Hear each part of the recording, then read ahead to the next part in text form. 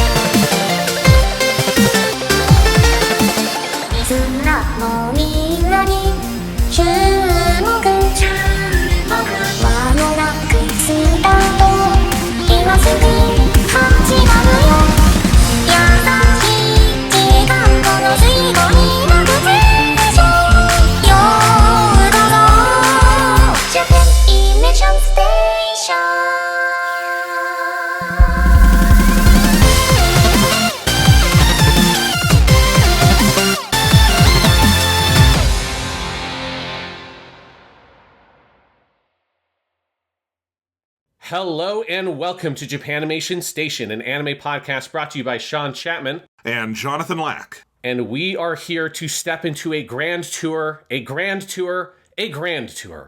are here to step into a grand tour through the wide and wacky world of anime with a brand new season of Japanimation Station. Last season, season 4, we did a very big, crazy, long, year-long deep dive into the wide variety of works done by Kyoto Animation. But this season, season 5, our grand tour, we're doing something a little bit different. And this was your idea, Jonathan, for this season. So why don't you explain to the folks, what are we doing here? Yes, over the next 12 weeks, this is a 12-episode season, we will be taking you on a journey through, it's kind of the opposite of the Kyoto vacation. Where Kyoto vacation, we were in Kyoto, we were camped out, we were on our, really it was a Kyoto sabbatical, we were there all year. This time, we're much like the characters of Dragon Ball GT, going out into space and seeing as much of the universe, of the cosmos of anime as we can. We are taking you on a journey through a variety of anime whose only commonality is that Sean and I are really interested in talking about them. We each picked around 5 shows or sets of movies or things that we wanted to review. The only rule was they had to be, basically, we could do them in 1 or 2 episodes so that there could be a lot of variety. And over the course of the season, we'll be talking about things like Dragon Ball GT, which is today's subject, Welcome to the NHK, the Toei Yu-Gi-Oh! Series from 1998. We're going to do a whole bit on Tezuka with Osamu Tezuka, the god of manga himself, with Dororo, multiple adaptations, as well as his anime Rama trilogy. We'll be going back to the birth of the slice of life anime with Azumanga Daioh. We'll be going back to the birth of Studio Gainax with Gunbuster. We'll be talking Dirty Pair with a pair of episodes that will be dirty. And we're going to finish off with Berserk from 1997, the seminal anime adaptation of the seminal manga. So it's going to be a really exciting season. And Sean, I think we've saved the worst for first. Oh yes, yeah. We're getting a proper smorgasbord of anime on this season, which I'm very excited about. But yes, Jonathan, you have made the questionable choice to have us begin this season by covering Dragon Ball GT, which is where, of course, the name of the season comes from, which we'll be doing in 2 episodes. So today, we're opening that can of worms up with the first, really kind of 2/3 of the show. We're doing the first 2 arcs, or really, Jonathan, you say arc here in our season thing, but I believe these are sagas. We are covering the Dark Dragon Ball Saga and the Baby Saga today, which covers episodes 1 to 40 of GT. And then next week, we'll cover the rest of GT with the Super 17 Saga and the Shadow Dragon Saga, and also the GT TV special. But yes, we're doing all things Dragon Ball GT here to open things up. And I want to stress, Jonathan, this one was your pick. So why don't you explain to the listeners at home, why are we doing Dragon Ball GT? Well, a couple of reasons. One is that there is a new Dragon Ball show that by the time you are listening to this episode has been airing for a while. It might even be over. We have no idea how long it's going to be, but that is Dragon Ball Daima. And Dragon Ball Daima is fairly obviously in some ways Toriyama taking back some of the ideas from GT and doing them with his own spin. And honestly, we're going to talk about it later, with certain team members and ideas that I also think are very self-consciously a spin on this. GT was the original Dragon Ball spin-off without Toriyama. It was the most substantial thing made without his involvement at the time. And I think it would be interesting, and I think watching it, and you and I talking about it off the air, it has proven interesting to look at in an era where Toriyama, before his death, did very much reclaim Dragon Ball in a very different direction than I think it had gone without him. And so I think it is an interesting piece of history to talk about. You know, it is not as simple as saying that it's a complete train wreck of a show that can be erased from the continuity, because there are parts of it that have very much endured. You know, we're talking about this the weekend that the new Dragon Ball Sparking game came out, and you bet your ass there's a bunch of versions of Super Saiyan 4 in there, you know?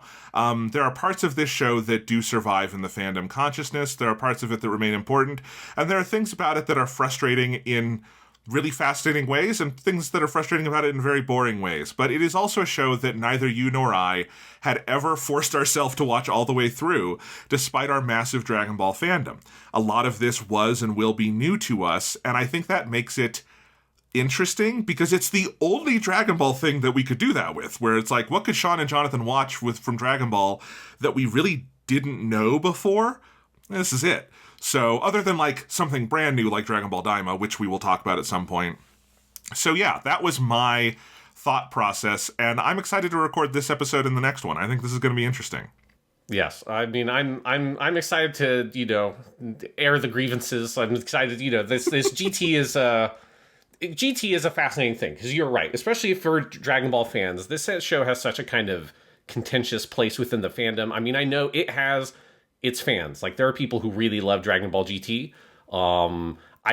Part of me wonders, do they love Dragon Ball GT, or do they like playing Dragon Ball GT characters in Budokai Tenkaichi games? like which, yes. Where is that? Like, how much of the fandom's experience of GT is actually the show, and how much is the ancillary material that has taken the characters from the show and done way more interesting things with it? There's like a whole other element there. But yeah, GT is like a strange beast, and as you said, like, I have not seen all of it. I've seen most of it. All the stuff we're covering today, I have already seen. It's the stuff on next week's episode is where I had not watched. I tapped out. I tapped out about episode 42. I think I used up my stamina by getting through to the end of the baby arc, and I was like, I don't know if I can do this anymore. But yeah, it's GT's weird, so I'm excited to talk about it and to move through it, to process this thing that I have struggled with as a Dragon Ball fan for a very long time. Yeah, just to summarize, I had seen all of the first, like, what was known in the US as the Lost episodes, the worst stretch of Dragon Ball ever. We'll get to that. But I had seen that. I had seen some of the baby stuff, but not all. I had never seen the actual Super Saiyan 4 transformation in animation, the original one. I have not seen Super 17. I have seen some of the Dark Dragon Ball arc. I've seen the end of the show. I've seen this TV special. So I had seen different parts of it. And back in our day, Sean, it was more common to have seen these things out of order, because you would either see it on TV or you would see it in DVD volumes that you might buy or rent, and they would be just random different episodes. So that was my experience with it. So this is the deepest into GT I've ever gone in order. And, you know, it had its ups and downs. I went ahead, and you can see this if you're watching the YouTube version of the video right now. I made some charts to chart my engagement and interest level in GT over the first 40 episodes. As you can see in the first graph, it's just a simple, you know, scatter plot with the 40 episodes on the x-axis and my enjoyment level on the y, or my interest, like, engagement level. And, you know, it starts out, the first couple episodes of GT, I think, are okay. There, you got Pan, you got Mr. Satan, you got Goku. He's a kid. Okay, this is kind of interesting. And then it's a slow descent, and then it's a really rapid descent when you get to the lewd stuff, which is the worst thing I've ever maybe seen in anime. Just utterly abysmal and gross and terrible. And then I think it rises. I think GT has a pretty sustained stretch of being kind of good when it gets an actual plot going. And then when it has to do a Toriyama-style climax, I think it kind of collapses again and ends up at firmly mid. Mid for GT, not mid for Dragon Ball. Okay, very low for Dragon Ball. And then I thought, but, you know, that scale doesn't, I think, quite show what we need to know. What we need to know is how would it compare to other Dragon Ball? So I went ahead and plotted it against my enjoyment in the first 40 episodes of Dragon Ball Z, which is mostly the Saiyan arc, little bit beginning of the Namek arc. As you can see, there's a little bit of fall off on DBZ at the end there, because the 40th episode is the beginning of fake Namek. So, that's the worst filler episode in DBZ, is definitely the fake Namek stuff. So the Black Star Dragon Ball arc wishes it had episodes as good as the fucking fake Namek shit. Yes. As you can see, the two lines in this chart do not ever touch one another. They are very different. As DBGT, in its 30, to 36 episode count there, is kind of falling off again. DBZ is surging, because that is when Goku is fighting Vegeta, and then the whole team comes back to help him, and that is peak of early DBZ, just fucking phenomenal stuff right there. There's a little bit of a sag in DBZ where you've got Gohan and the orphans and Gohan and the robot and all that stuff, but honestly, that's better than anything in GT. Yes. So as you can see, the lines do not ever touch. But I thought it would be good to show some data at the beginning, and I'm curious if that matches your experience with DBGT, Sean, of like the peaks and valleys of it, because it's not that this is like consistently terrible or consistently mid or whatever. I do think there is a journey where GT like has peaks and valleys. The valleys are very, very low. The peaks are not particularly high, but it's not like one thing through these 40 episodes. Oh, yeah. And I think, I didn't go through the process of trying to fit my feelings onto a time-based graph, but yes, I think my feelings match more or less what you're identifying here, of where I think I would be even lower, honestly, on all of the, I don't even like the first episode. I think is bad. I think the show, we'll get into it, has some of the worst pacing I've ever seen of a show like this, even worse than I remember it. It's so bad, particularly in that first section, but it's obviously just a show that completely reinvents itself. And we'll talk about some of that in the history section.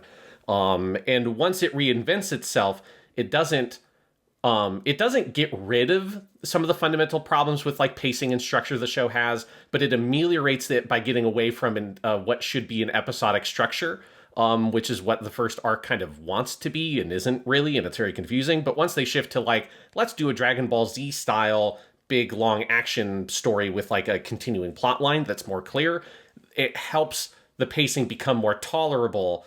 Not necessarily that it's actually better, it's just fit into a storyline that makes it so you can kind of accept it more. It's because the first episodes are the team trying to do early Dragon Ball, no Z, and they're very bad at that.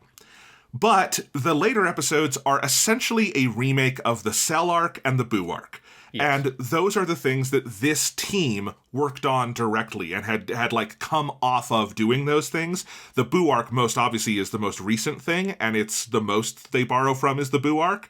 And they can do a decent imitation of that at their best.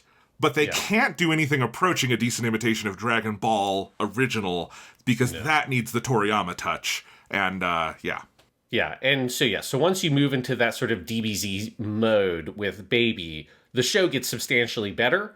But it's almost like it doesn't ever get what I would say, it doesn't become a good show. If you're rating it on a more absolute scale and comparing it to other anime, it never gets good. It's just relative to what you were watching, it gets a lot better, and it becomes totally watchable. It goes from being a show I would literally describe as being unwatchably bad. I would actually say that it hits that level. It's the worst thing we've covered since Gundam Build Divers on a podcast, and it might be worse than that. It's way worse. Oh, Gundam Build Divers at its best it's got the teddy bear episode. It's and you know what? The worst part of Build Divers is it's like a car crash. You can't take your eyes off it. It's very watchable. Yeah. But yeah, it's so the show is so unwatchably bad early on.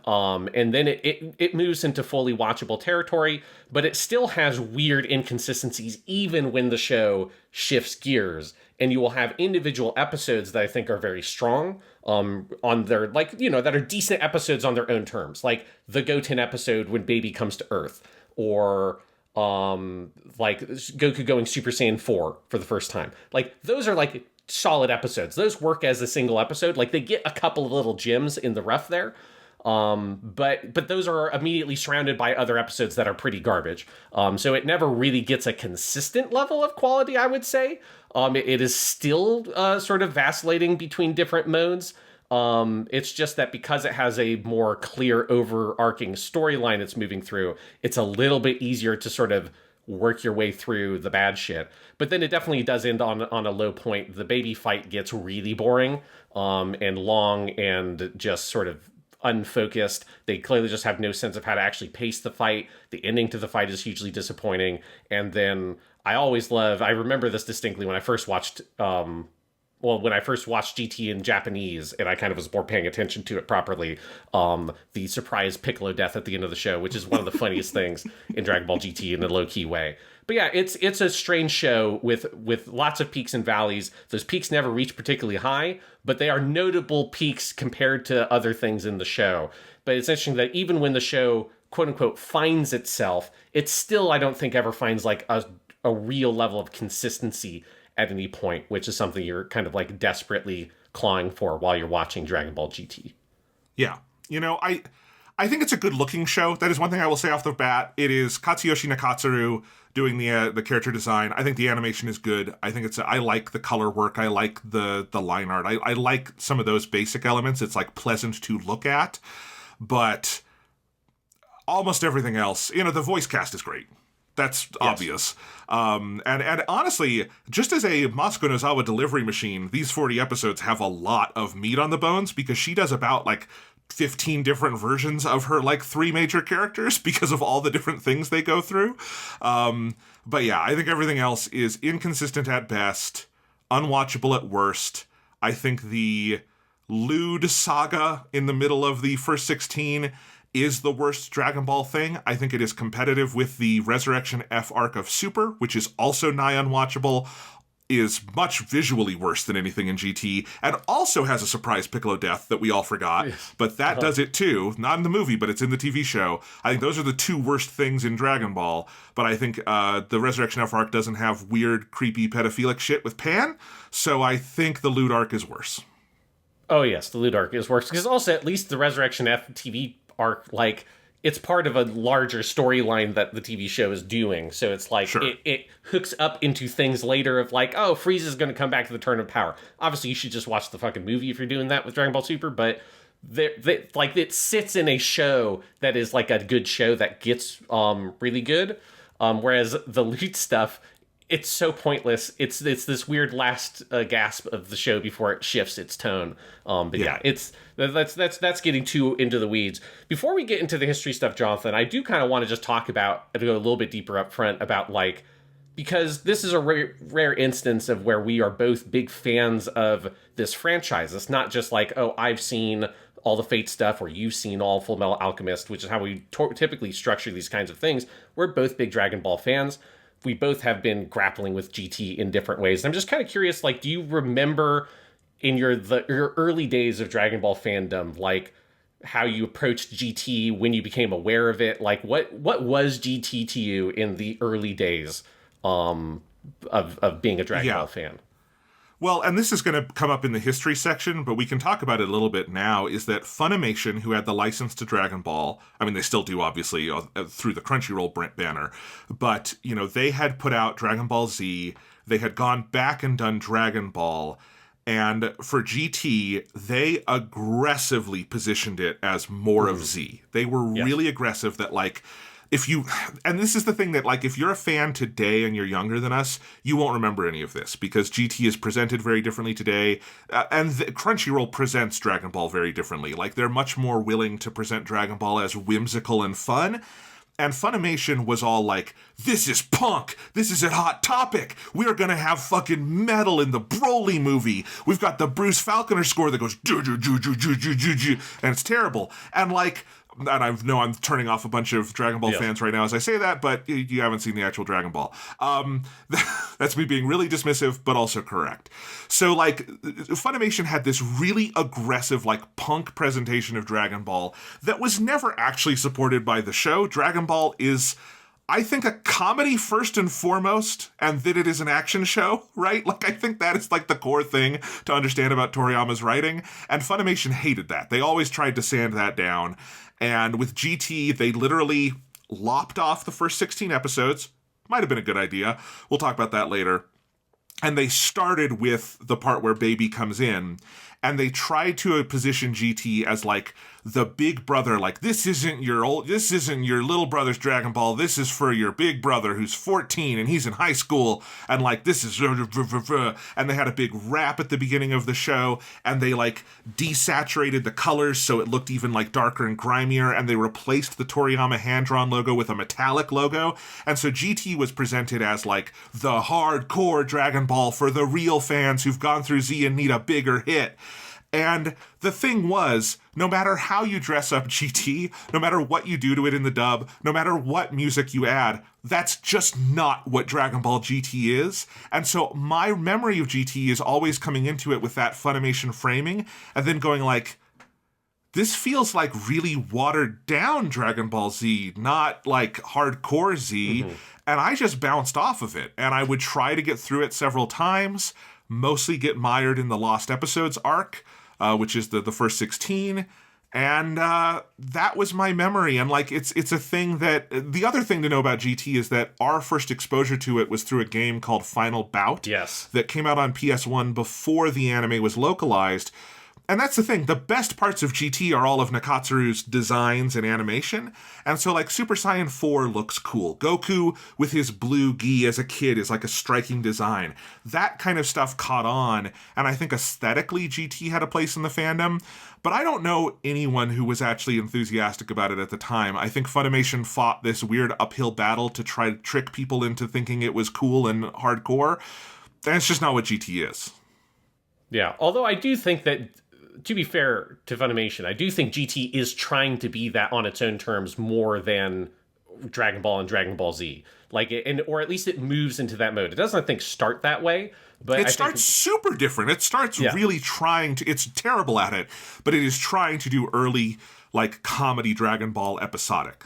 Yeah, but once it does move into trying to ape DBZ, it does do it by trying to be an edgier version of DBZ, which is hilarious because a lot of the music and stuff that they had made is not for that. And so if the music becomes so comically misaligned from what it is.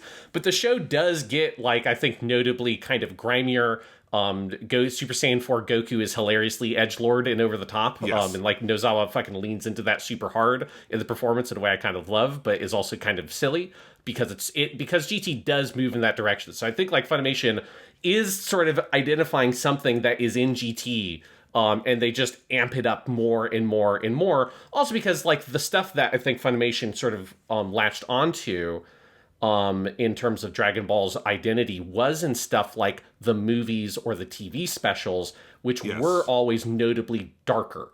Like the Bardock special, the History of Trunks, the Broly movies. Like that is where the anime original stuff that doesn't really have Toriyama's touch always went edgier. Yes, it did. And shaved off a lot of the comedy stuff. And so that's always the stuff that I think Funimation kind of leaned in the hardest to in many ways because it was most sort of simpatico with their vision of what Dragon Ball was.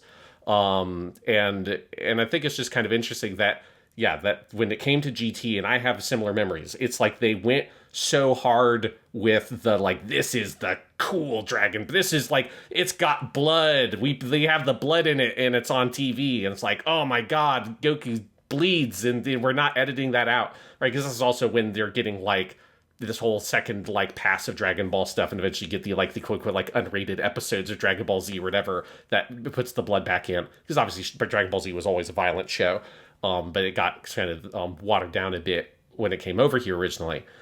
And so like I had a similar experience with GT where even though I was like the Toonami kid, I was the kid who was way into the English dub, which you never really were. You got into it with like the manga and stuff. I still couldn't get into GT.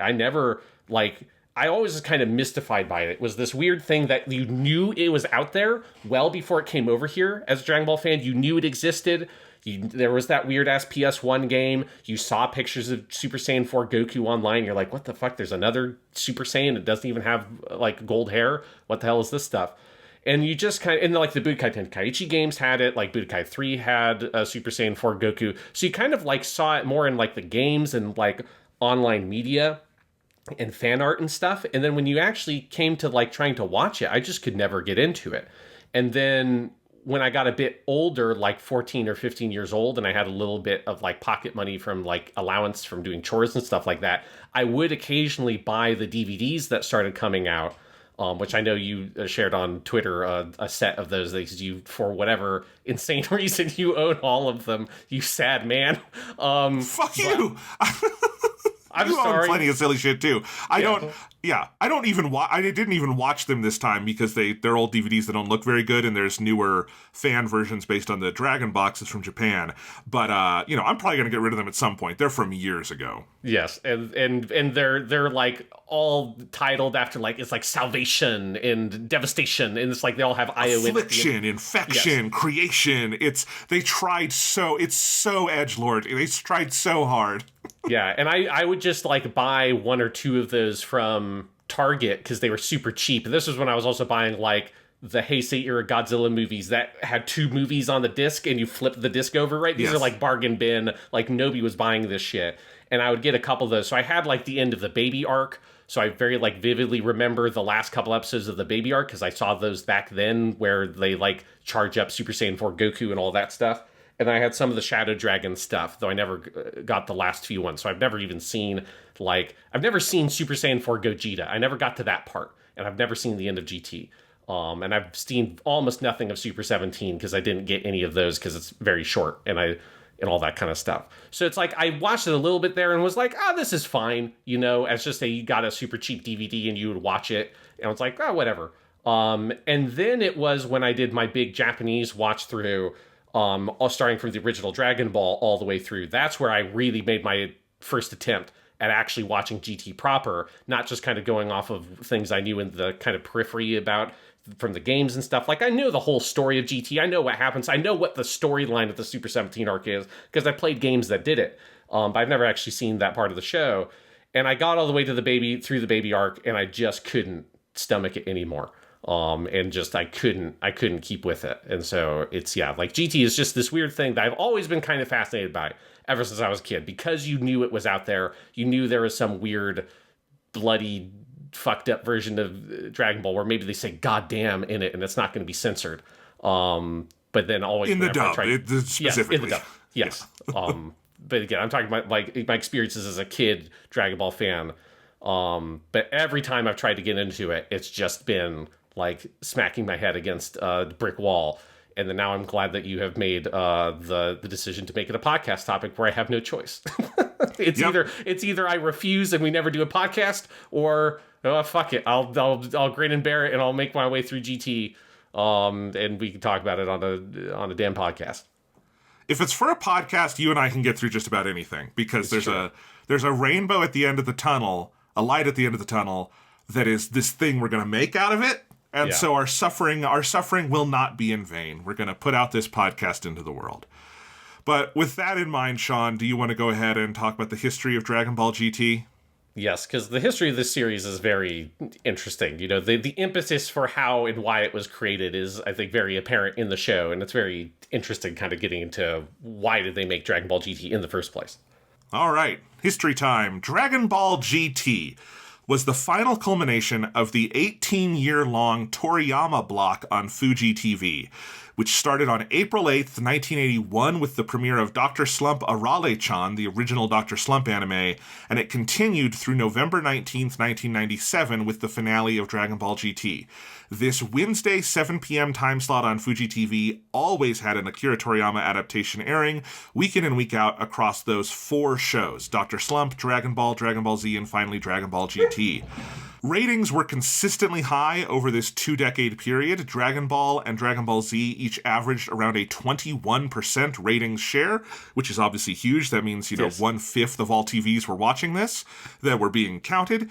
Dragon Ball Z itself was in the top 10 rated anime for its entire 291 episode run.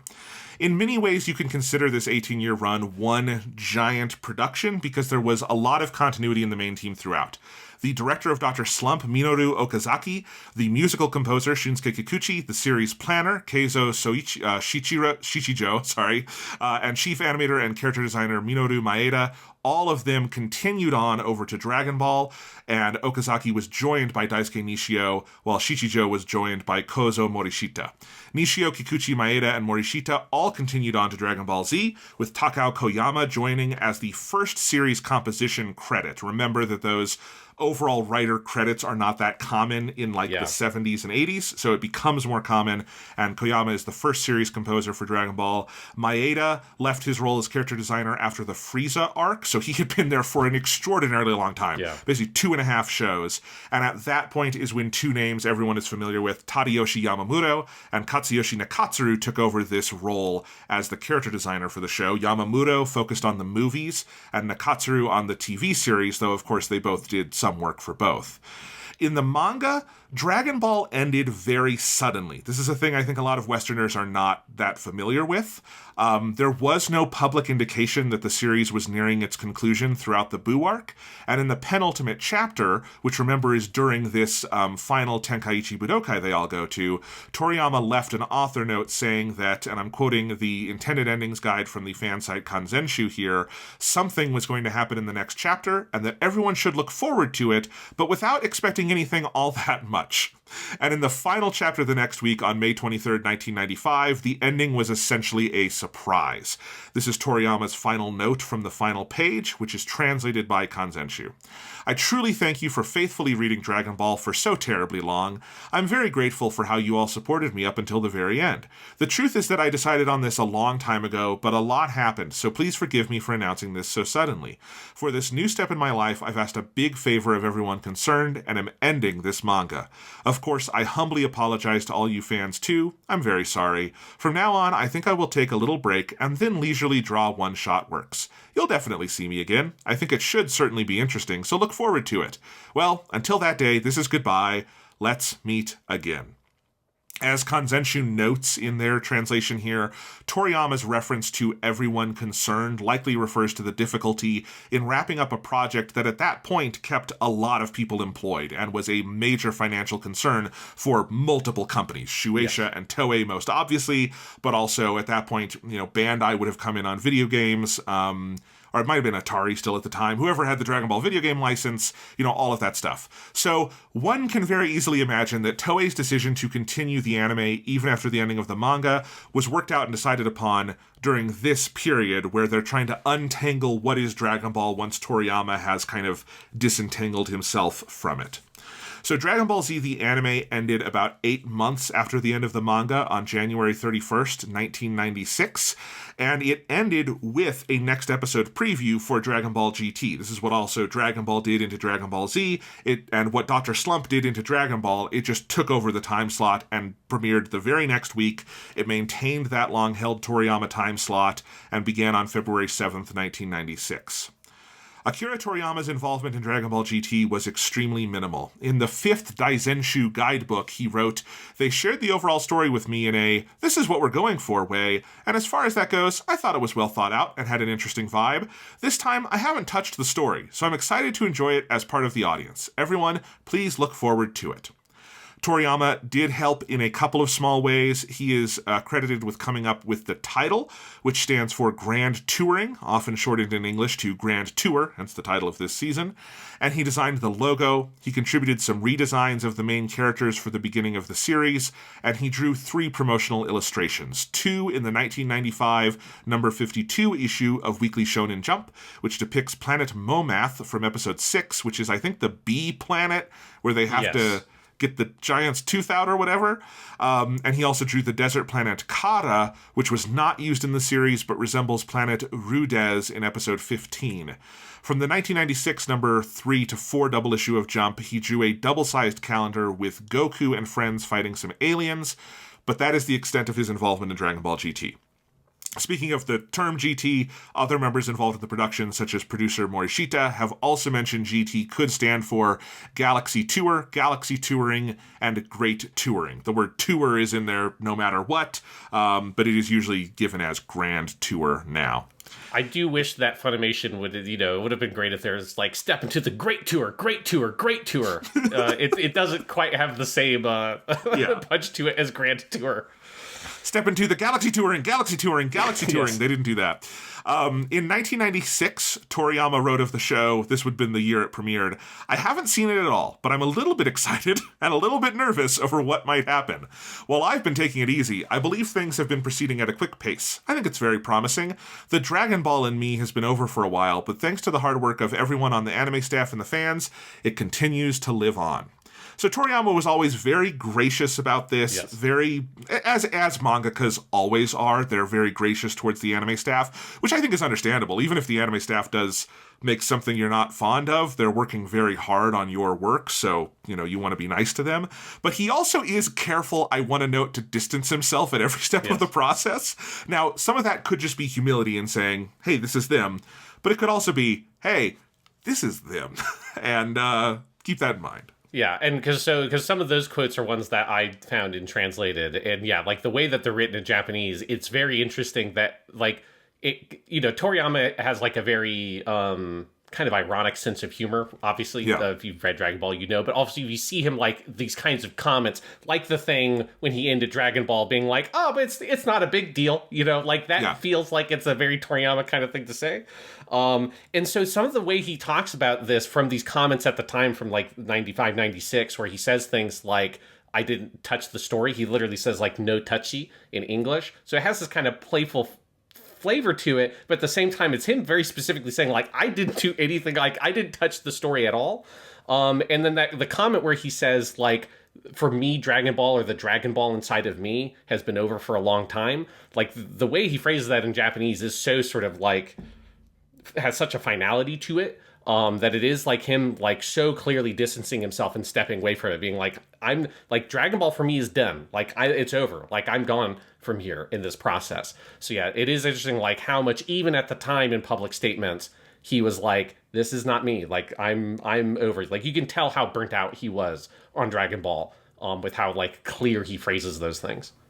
And remember, it would be 18 years from 95 to 2013 until he came back and did anything for it, when he came back and revised the script for Battle of Gods. And then that kicks off this period where he advised on everything or directly wrote the scripts for the movies, starting with Resurrection F. But in that interim period, he did not do anything with Dragon Ball. He did Sandland, he did, what's his vampire it's like, I forget. He has a bunch of one-shots. He was prolific in various ways over the course of that. He obviously did all the Dragon Quest stuff, but he was off of Dragon Ball for a while. So in the interim, or later on after the show airs, here's a comment that he wrote in the 2005 Dragon Box DVD release of Dragon Ball GT, which would have been the first home video release of GT in Japan. He said, being a lazy bum by nature, there's that ironic humor, Sean, I was absurdly happy when I managed to safely finish up Dragon Ball serialization and finally be released from Deadline Hell, or Deadline Hiffle if Funimation were translating this. The Deadline Hell losers. Yes. The TV anime people wanted to continue for just a little bit more. Toriyama, I think they wanted to continue for more than just a little bit. That was not their... Anyway, but I just couldn't do any more than that. And so I left the Dragon Ball anime completely up to the anime staff, story, and all. That was Dragon Ball GT. In car lingo, GT means Gran Turismo, a fast, high-powered car, in other words. But in this case, I had GT mean Grand Touring, a great journey, since the scenario was that they'd be running around the universe. For GT, all I did was just come up with the title, design the initial main cast, and some of the machines, and also do a few images. However, I was able to rest easy handing things over to the excellent staff who had continued on Dragon Ball for all this time.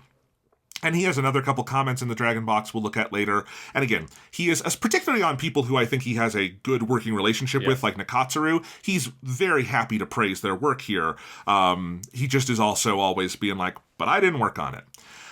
In 2013, so this would have been around the press tour for Battle of Gods, he said, at that time of GT, the serialization of the manga had already finished, so my brain was focused on my next job.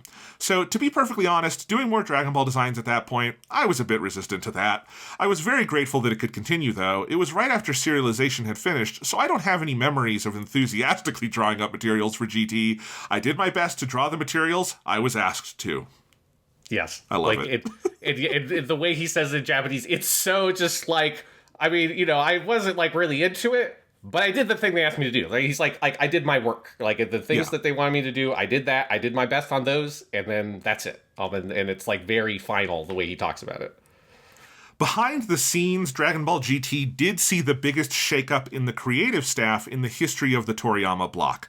Osamu Kasai took over as director, Aya Matsui took over as series composer, and Akihito Tokunaga took over on music, which was honestly the biggest shakeup because it had been Shunsuke Kikuchi through all of Slump and Dragon Ball and Z. Kasai had previously storyboarded and directed individual episodes of Dragon Ball Z, and the Toriyama-adjacent Dragon Ball Dai no Daiboken, the original version of that anime from 1991, and he had also worked on classic shows like Galaxy Express 999. He had previously directed 3 series, the 1982 anime adaptation of the best-selling manga Asari-chan, the 1984 anime Mimol of the Pointed Hat, or Tongari Boshi no Memoru, that's never been released in English, so it's usually not written in English. And the second anime adaptation of Sally the Witch, which is a big Toei anime that aired for 88 episodes from 89 to 91. So his directorial history is more in comedy, which makes sense for what they wanted GT to be at the beginning, not necessarily what it became. Aya Matsui, though, has a much longer list of credits up to the present day. On the Toriyama block, she had previously written for 4 of the Dr. Slump movies and 39 episodes of Dragon Ball Z. Her previous series composition credits are Ghost Sweeper Mikami from 93, Marmalade Boy from 1994, and Neighborhood Story from 1995, all of which are shoujo series, or at least series with female protagonists. Her subsequent credits include a lot of Pokemon work. She was the series composer on the Sun and Moon anime, which is one of the more acclaimed periods of Pokemon history, and she's done a lot of writing on the Tomogachi series. So that's kind of the world she comes out of. Again, someone who I think makes more sense for what they wanted it to be at the beginning than what it ultimately became, and she does ultimately leave the series, which we'll talk about in a bit. Yeah. And I do want to stress, for people who are not familiar with it, those 3 shows you lay out from the 90s, Ghost Super Mikami, Marmalade Boy, and Neighborhood Story, I haven't watched those, but they all have very high reputations, particularly Marmalade Boy is like a shoujo classic, both in the manga and anime form. So it's like, this is someone who had like a really great career with Toei, because those are all Toei shows as well, at that point. But working on things that you wouldn't immediately kind of think of when you think of Dragon Ball Z, or like a follow-up to Dragon Ball Z. It's interesting that they would pull her. Obviously, she worked on some of the Dragon Ball stuff. But those shows that she was series composition for are so different than really, I think, what Dragon Ball GT was aiming to be. Like, Dragon Ball GT is not a relationship drama. So it's just kind of an interesting pull, but it's someone who's had like a very impressive career then and obviously still now. Yes. So yeah, these aren't like total randos or anything. Yeah. Except maybe for the composer. Akihito Tokunaga is not a nobody, but he hasn't done a lot of scores. Most of what he's done is writing and arranging theme songs for anime.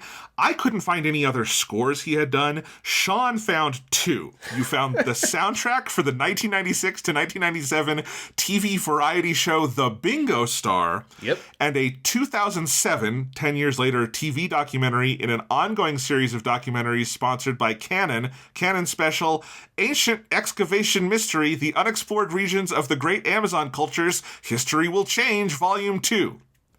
That's my translation of the title, because unsurprisingly, Ancient Excavation Mystery, The Unexplored Regions of the Great Amazon Cultures, History Will Change, Volume 2 has never been officially released in English. So I had to come up with my own way of translating the title of that documentary. And let's just say it right now, rip the Band-Aid off, the music of GT is horrible. It's bad. It's particularly bad early on. It's like, it sucks because Shunsuke Kikuchi wrote one of the great anime scores for Dragon Ball and Dragon Ball Z. And like, Kikuchi never had a huge budget, you could tell, but he made it sound very good. The score for GT sounds like a dude playing on a synth keyboard. It's very cheap.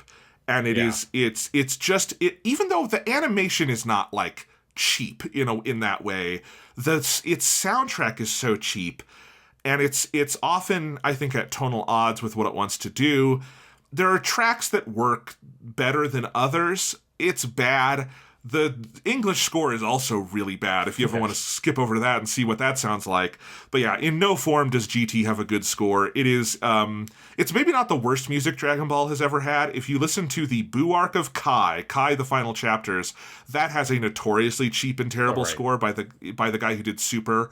And his music got better in the second half of Super, but it's often very bad also. I'm glad we have a new composer on Daima. But this is probably the worst.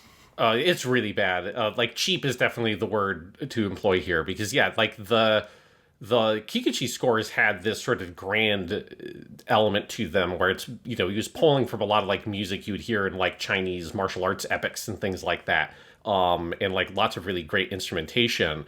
And here it's like, it's very synthy, but not in a way that's like using synth because this is like a great electronic musician. It is using synth because it's like cheap to use. The only tracks I think that end up coming across okay are some of the ones that are just rearranging the melody from Dan Dan Kokoro Ikareteku.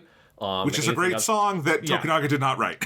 Yeah, exactly. And I do think that, like, if you look at Tokunaga's career, like, he's got a very prolific career as a songwriter for musical artists, not as a composer for film or TV. And so you can be a very talented musician and just not be good at that kind of music. And also, like, you know, he was a very young musician at this time. Like, he had got started in, like, 93 or 94. So it's like he was like fresh out of this stuff and like working for the kind of some of your big label companies as like a relatively low guy on the totem pole. It's only after this point that you started working with a lot more major artists on things that weren't just like editing or arranging the music. Like he did some work with Field of View, the people who did Dandan Kokoro Hikareteku, as like, but not as a like composer, just sort of as one of the people on the team getting those songs and like making them sound nice, like an engineer and stuff like that. So yeah, it's like I don't want to sort of like dismiss that guy as a musician necessarily just purely based on this one show, because it just feels like they're asking him to do things that he was not equipped to do and was not his sort of skill or specialty in music. But the end result is a soundtrack that is really, really bad. And it somehow to me gets worse as it goes along because it also the music becomes more and more misaligned with the direction of the show to the point where you have some of the episodes in Super Saiyan 4 Goku fighting Baby that are supposed to be these big, epic, edgy, like, battles between these, like, unbelievably powerful entities. And you have this, like, song playing that's a rearrange of the original ending theme that's just, like, so wholly tonally inappropriate. There are places where, like, in the Kikichi score, you'd hear, like, the Spirit Bomb theme or something playing, which is this really grand, triumphant, epic piece of music. And instead you have, like, what sounds like a circus song playing, and it is very bizarre. So yeah, it is by far, I think, and on a production level, outside of things like some of the overall direction of the show, which is very strained and stuff. But if you're looking at like the meat and bones, the animation holds up decently well. There's like, you know, as is any kind of weekly long show, it has its peaks and valleys there. But the music just is so far a step down of what you're used to from Dragon Ball. And even like the average anime around this time, which we would expect a lot more from. It is a poor score, to say the least. I would agree. Yeah, it's not, maybe not the worst thing overall about GT because again, the lewd stuff exists and has weird pedophilic undertones, but that music is bad. Not bad, though, is Mr. Katsuyoshi Nakatsuru. He stayed on as the sole character designer for GT, and this is the period where he arguably exerts the greatest influence on the series. Up to then, he is now the character designer on Daima, and we'll see how much we see of him in there. Obviously, Toriyama was working on it as well before his death. But anyway, obviously, Nakatsuru had to do a high number of original designs for the new series. GT has, for better or worse, an extremely distinctive look, particularly once you get to Planet M2 and meet Rild, Baby, Dr. Mu, all the robots. Once Nakatsuru's design language really starts coming through, I think of the three major Toriyama designers from the Toriyama block years, Minoru Maeda was probably the best overall, particularly for the period when Toriyama's designs were much rounder. Maeda's stuff just looked gorgeous. I think, Yamamoto and Nakatsuru take over for the Cell arc, and I think that is when Toriyama's art in the manga becomes more angular, and I think Nakatsuru did a great job. I think the Cell arc and the Buu arc, which is his domain in the show, look really good, and I think he's always been really good at both repeating Toriyama while adding his own kind of dimension and making it look good in animation. Yamamoto has always been more controversial among the fandom because his art can be good and it can be terrible. He was in charge over on Super, and I think Super has a lot of bad stuff in it in terms of animation design. But I've always really liked Nakatsuru, and I do enjoy his work here as well. And I'm happy he's in this role, and he's actually the animation director on Daima. And he's just a very, very talented guy who has a very long relationship with Toriyama's art. His most enduring creation, obviously, of his own would be Super Saiyan 4, which, contrary to some rumors, was designed solely by Nakatsuru. There was always a persistent rumor in the English fandom that Toriyama designed it, but that is not true. It was Nakatsuru.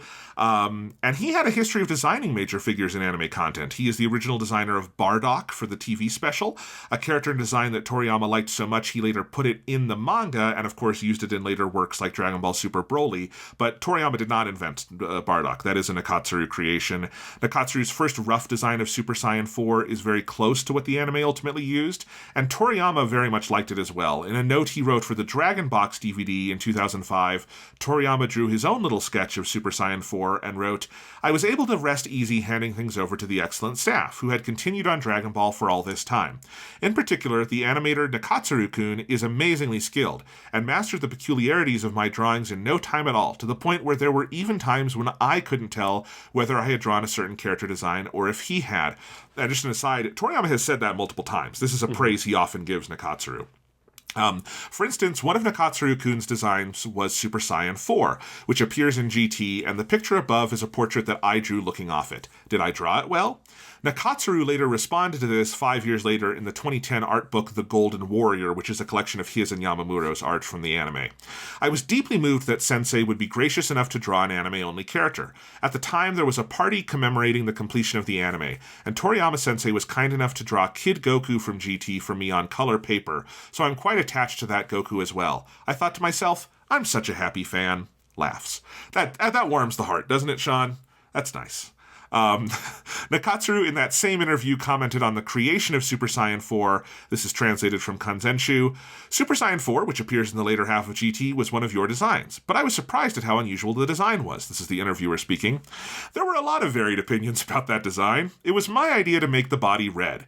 GT was made as a continuation, and when the producers told me to draw Super Saiyan 4, I went, eh? Personally, I felt that since they had gone so far as to use stuff like fusion and merging in the original story, did we really have to continue even further? It was an incredible assignment. Goku's transformations are an important part of the program, and so I agonized over what would be best to do."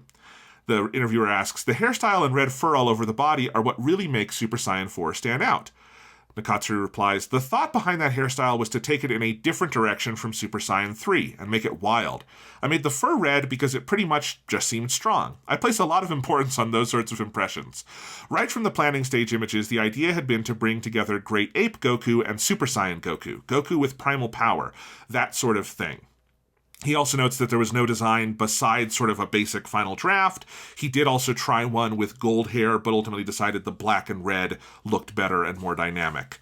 Do you want to have the Super Saiyan 4 talk here or later, Sean? Yeah, we can talk about it now. Yeah. So I think it's all really interesting to talk about. The design has always been divisive in the fan community. I like it. I think it is a cool-looking design. I think it's very Nakatsuru. I think it is... I wish the story supporting it were better in GT, because I think artistically it's the right thing to do, which is that it doesn't look like a Super Saiyan transformation Toriyama would draw. And if GT was ever going to succeed, it had to find a way to be Dragon Ball without Toriyama. I think Katsuyoshi Nakatsuru was more than capable of that. I think the anime backing him up was not. But I do think it looks good there. Masuko Nozawa is so game. She's doing this sort of mix of adult Goku and Tullus. It very much like preludes, I think, Goku Black in Super. Yes. I wish the show were better around it. Yeah, I like Super Saiyan 4 Goku specifically. I think when we talk, and I like Nakatsuru's designs in this section of the show. I think when we talk about the second section of Dragon Ball GT, I personally feel that the designs in that section get a lot more mixed. I don't like Super 17 particularly. I think the evil Shenrons are really boring designs, particularly Sin Shenron as like the last big bad is a pretty dull-looking villain. He suddenly has to do a shit ton of these in a very compressed set of episodes, and I don't know because I haven't rewatched them recently. My memory is that I agree with you. Yes, and so that's like, and then I also don't particularly like Super Saiyan 4 Vegeta, and this is going to be my big controversial take, which we'll get into more when we talk about it. But Super Saiyan 4 Gogeta, I think, is where the Super Saiyan 4 goes too far, in terms of it just is a busy kind of unfocused design to me, and I do suspect that it's because Takatsu is probably like overworked, and I think there's probably like multiple reasons for that. But obviously, like, they would not have planned that stuff that far ahead.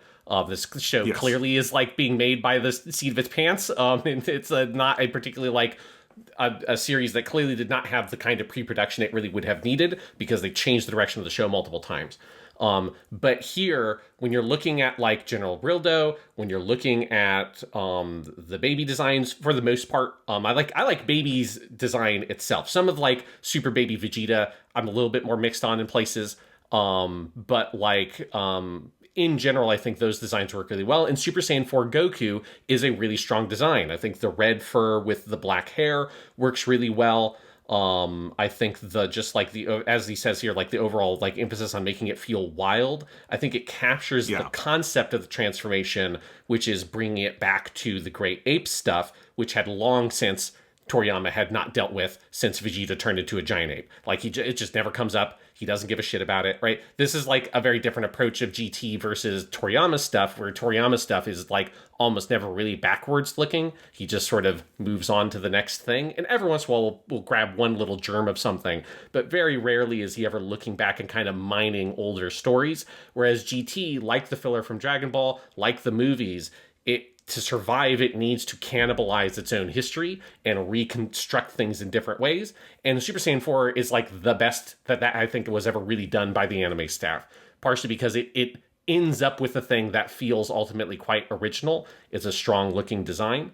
And it feels like the concept of it, while it is somewhat kind of backwards looking for Dragon Ball, it does kind of tie together an overall sense of identity of a thing that felt like it was a bigger thing in the anime only space anyways. The like giant apes are more prominently featured for Dragon Ball Z in the movies and in like the Bardock special and stuff like that.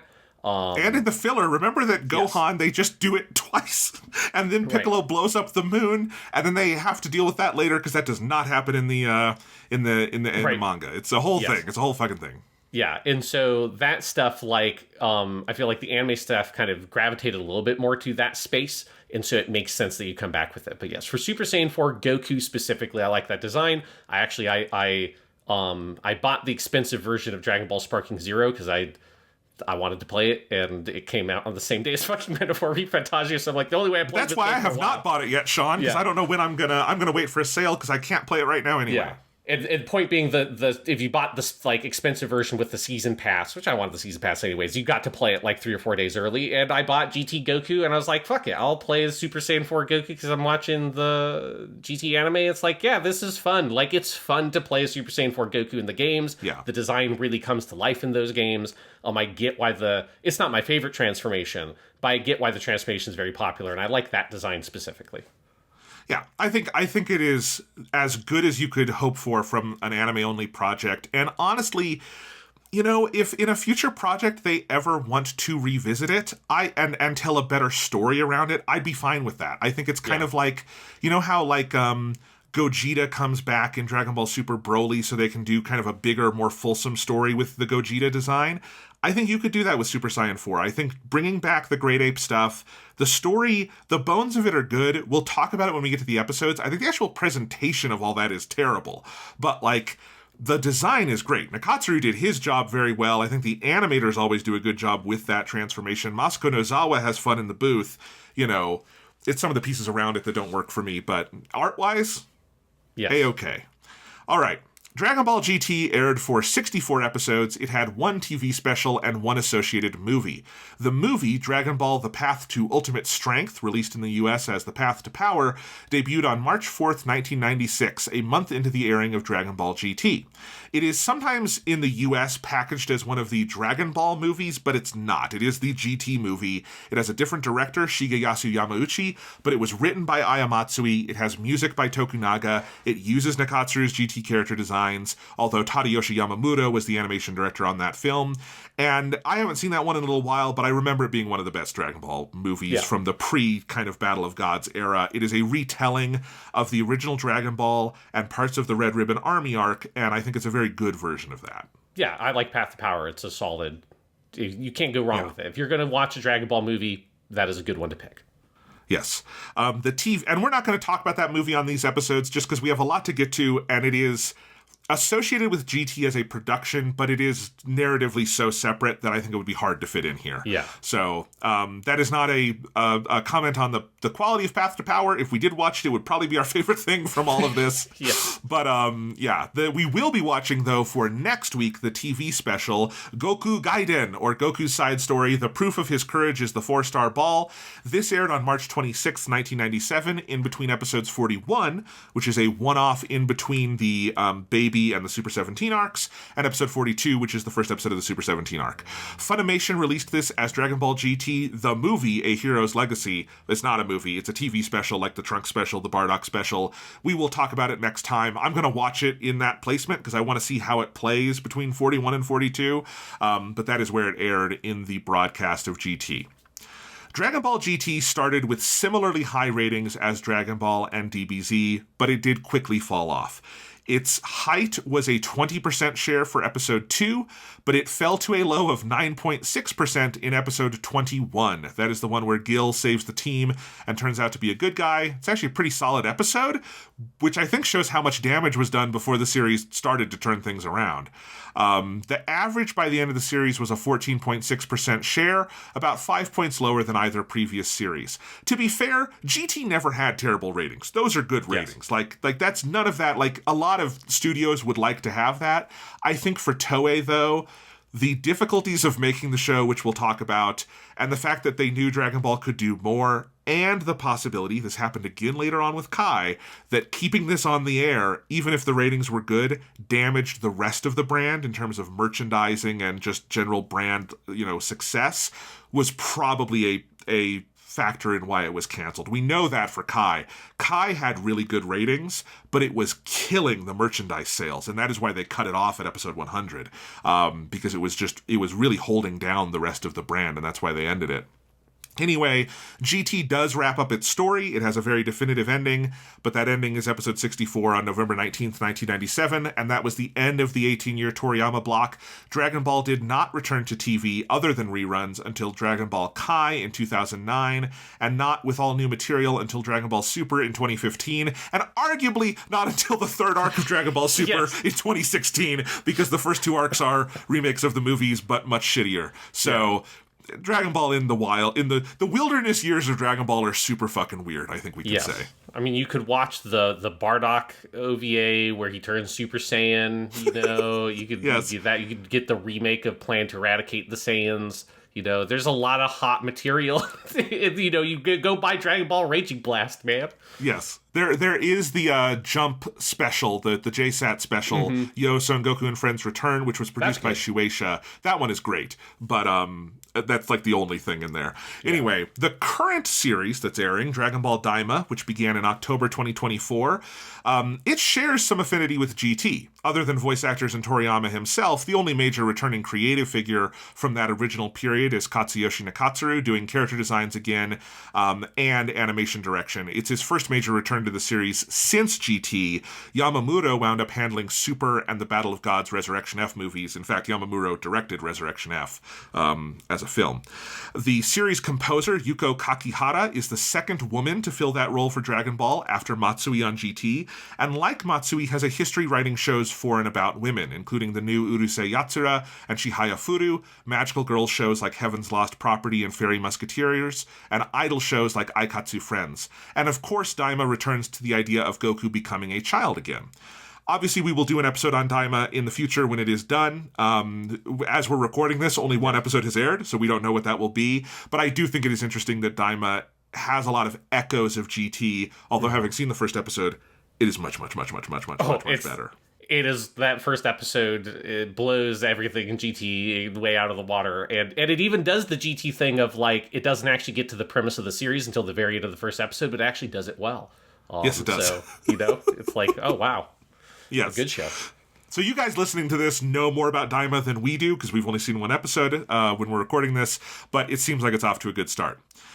Speaking of going back to GT, when it was localized by Funimation for North America, the company did something very weird, but also potentially very merciful, and lopped off the first 16 episodes. The series began broadcast on Toonami and later releases on VHS and DVD with a new episode they stitched together called A Grand Problem. It culminates in Gil's betrayal and Goku's capture, and then it jumps in with episode 17 where Pan goes to rescue him.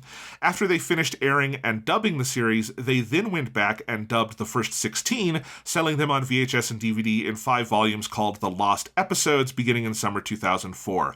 They kind of killed 2 birds with 1 stone here, and this is where you kind of got to give it to Funimation as evil geniuses. Their stated goal was to get to the DBZ-esque action more quickly. But they also, of course, created demand for the worst episodes of Dragon Ball by keeping them from fans, making their eventual home video release much more hyped than it otherwise would have been. Those volumes, I also want to note, only had 3 episodes per disc and tape, except up Volume 5, where GT itself vacillated between 3 to 4 episodes per volume. It was a weird time. My favorite detail in all of this is that the only bit of Dragon Ball that got a Game Boy Advance video release on that short-lived format, the Game Boy Advance video cartridges, was Dragon Ball GT, but it's just the first 2 episodes, or more accurately, the Funimation-edited recap episode and then episode 17, so only 1 real episode of the show. It was a weird time. Yes, and for the kids out there, what Jonathan's talking about is you would buy a Game Boy Advance cartridge, put in your Game Boy Advance, and it just played episodes of the show in the worst video format you have ever seen in your entire fucking life. And, you know, unsurprisingly, Game Boy Advance video never really took off. You know, if you wanted to watch an episode of SpongeBob SquarePants on your road trip, and you had your Game Boy Advance, well, there you go. Or if you wanted to watch A Grand Problem and that one Pan episode from Dragon Ball GT, I guess you could have done that. But yes, I love what Funimation did here. It's the most Funimation thing in the world.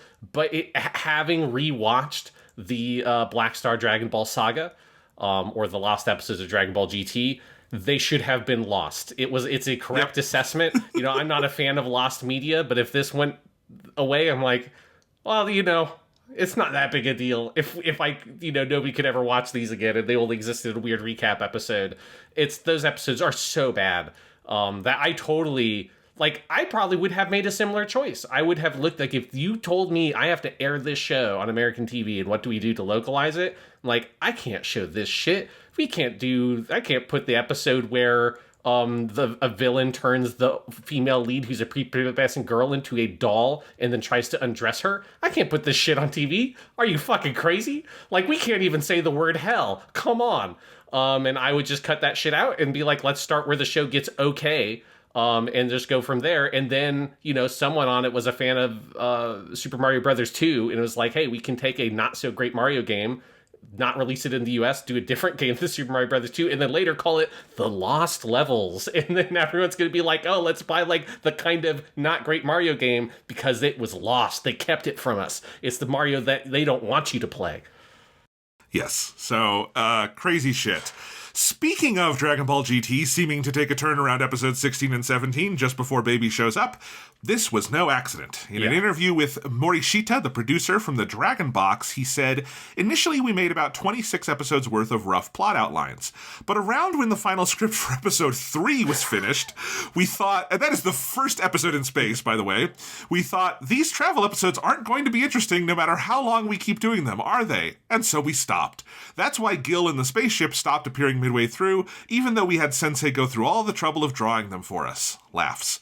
The scrapped episodes, he says about them, we thought up an entire planet of prisoners and various things like that, but we could make countless such episodes, which on the flip side made them boring. So during meetings, the direction emerged that a story where the Earth is in danger would be good, and it would be interesting to have enemies with strong personalities appear and have the story revolve around battles with them. In the end, a Dragon Ball series needs to have a sense of exhilaration. I like that he just went, a story needs a story, and an antagonist needs a personality.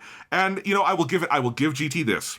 After those first 16, it does have a story, and it does have an antagonist. Yes. It hits the minimum bar of viability for moving image media. Yeah. But I do think, because when you put some of these interviews together of like the Toriyama stuff and all of that, right? When they say initially we made about 26 episodes worth of rough plot outlines, that's the shit that they shared with Toriyama originally, right? Yes. That's the stuff that he's talking about in those early interviews of like, they shared me in this kind of like, this is the direction we're moving in kind of way. That's what he saw. That's what he like understood the direction of the show being, which obviously was or would have been a more fulsome version of the we're traveling around space getting Dragon Balls storyline. And it's very funny that like they just sort of they barely got into that and they're like, ah, shit. Like we got to turn around. But obviously at that point, you can't just immediately, you need to make scripts for all news episodes and stuff like that. So obviously they sort of, at some point they shift the production.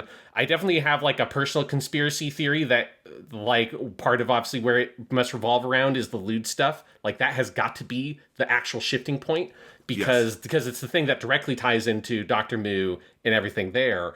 And it's also really notable to me that everything in the original opening animation for Dragon Ball GT, for Dandan Kokoro Hikare Teiku, has an analog to something that happens in the show, except for there's a giant, the kind of like the coolest part of that opening in terms of animation, there's a giant statue that Goku, Trunks, and Pan fight. And that never appears. But the location and the idea is weirdly similar to Lewd. It's like in this big cave, which is kind of like where the cult is for the Lewd stuff. And then the giant statue is like conceptually similar to them fighting the giant Lewd biomechanical fucking whatever. I mean, he looks like a statue, but it's a very different kind of statue. And so my conspiracy theory is like that's where it all happened. That originally there would have been some fight with a cool giant like golem looking thing from Dragon Quest, and that eventually turned into whatever the fuck the Par brothers and Lewd and all that stuff is. Because as bad as everything is before that point, that stuff is so worse. It's like the only way I think you can kind of mentally excuse it is with the idea of those are the episodes they sacrificed in order to create a pivot point into the original storyline. So there's no interview or anything I found that like backs up that that's exactly what happened, but that's my read of the situation just based on watching the show. I think that is where that sort of shift happens kind of in real time as they move into their like, this is what Dragon Ball GT is going to be from now on. And here's where we can back this up, Sean, is that the writing team notably shifts at that point. Yes. Episode 16 is an Aya Matsui episode, and she wrote most of those first 16. She carried a lot of the early show on her back, but she only writes 2 more episodes in the whole series, and they are 21 and 22, which are the intro of Baby. After that, she's gone. Before that point, it had been her, Masashi Kubota, and Atsushi Maekawa, with 2 episodes by Shinobu Oito. After that point, Junki Takagami joins with the writing team and writes a lot of the Baby arc, so they brought on someone new, alongside Kubota, Maekawa, and Oito, with Daisuke Yajima writing 1 episode, and that's episode 20.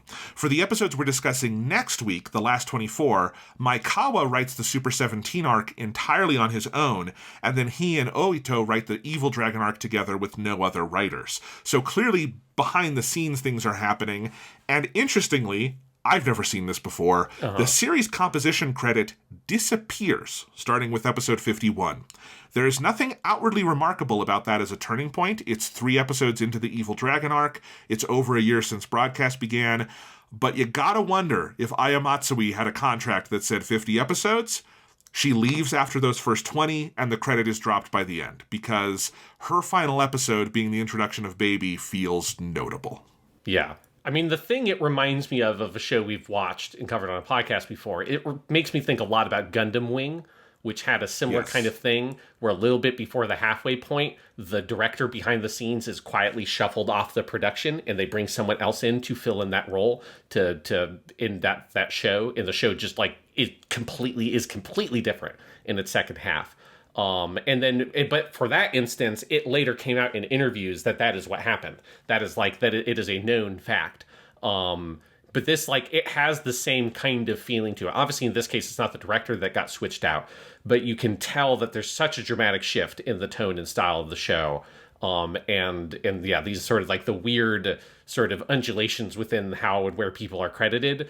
It clearly indicates that there was a lot of behind the scenes stuff that happened of moving people around and changing roles. And that thing about one of the producers on the show just being like, yeah, we got done making the full script for episode 3, and we're like, this isn't going to work, is it? And so that's, there's got to be there's got to be a crazy book to write about like the production of Dragon Ball GT, because there's a lot of shit going on behind the scenes.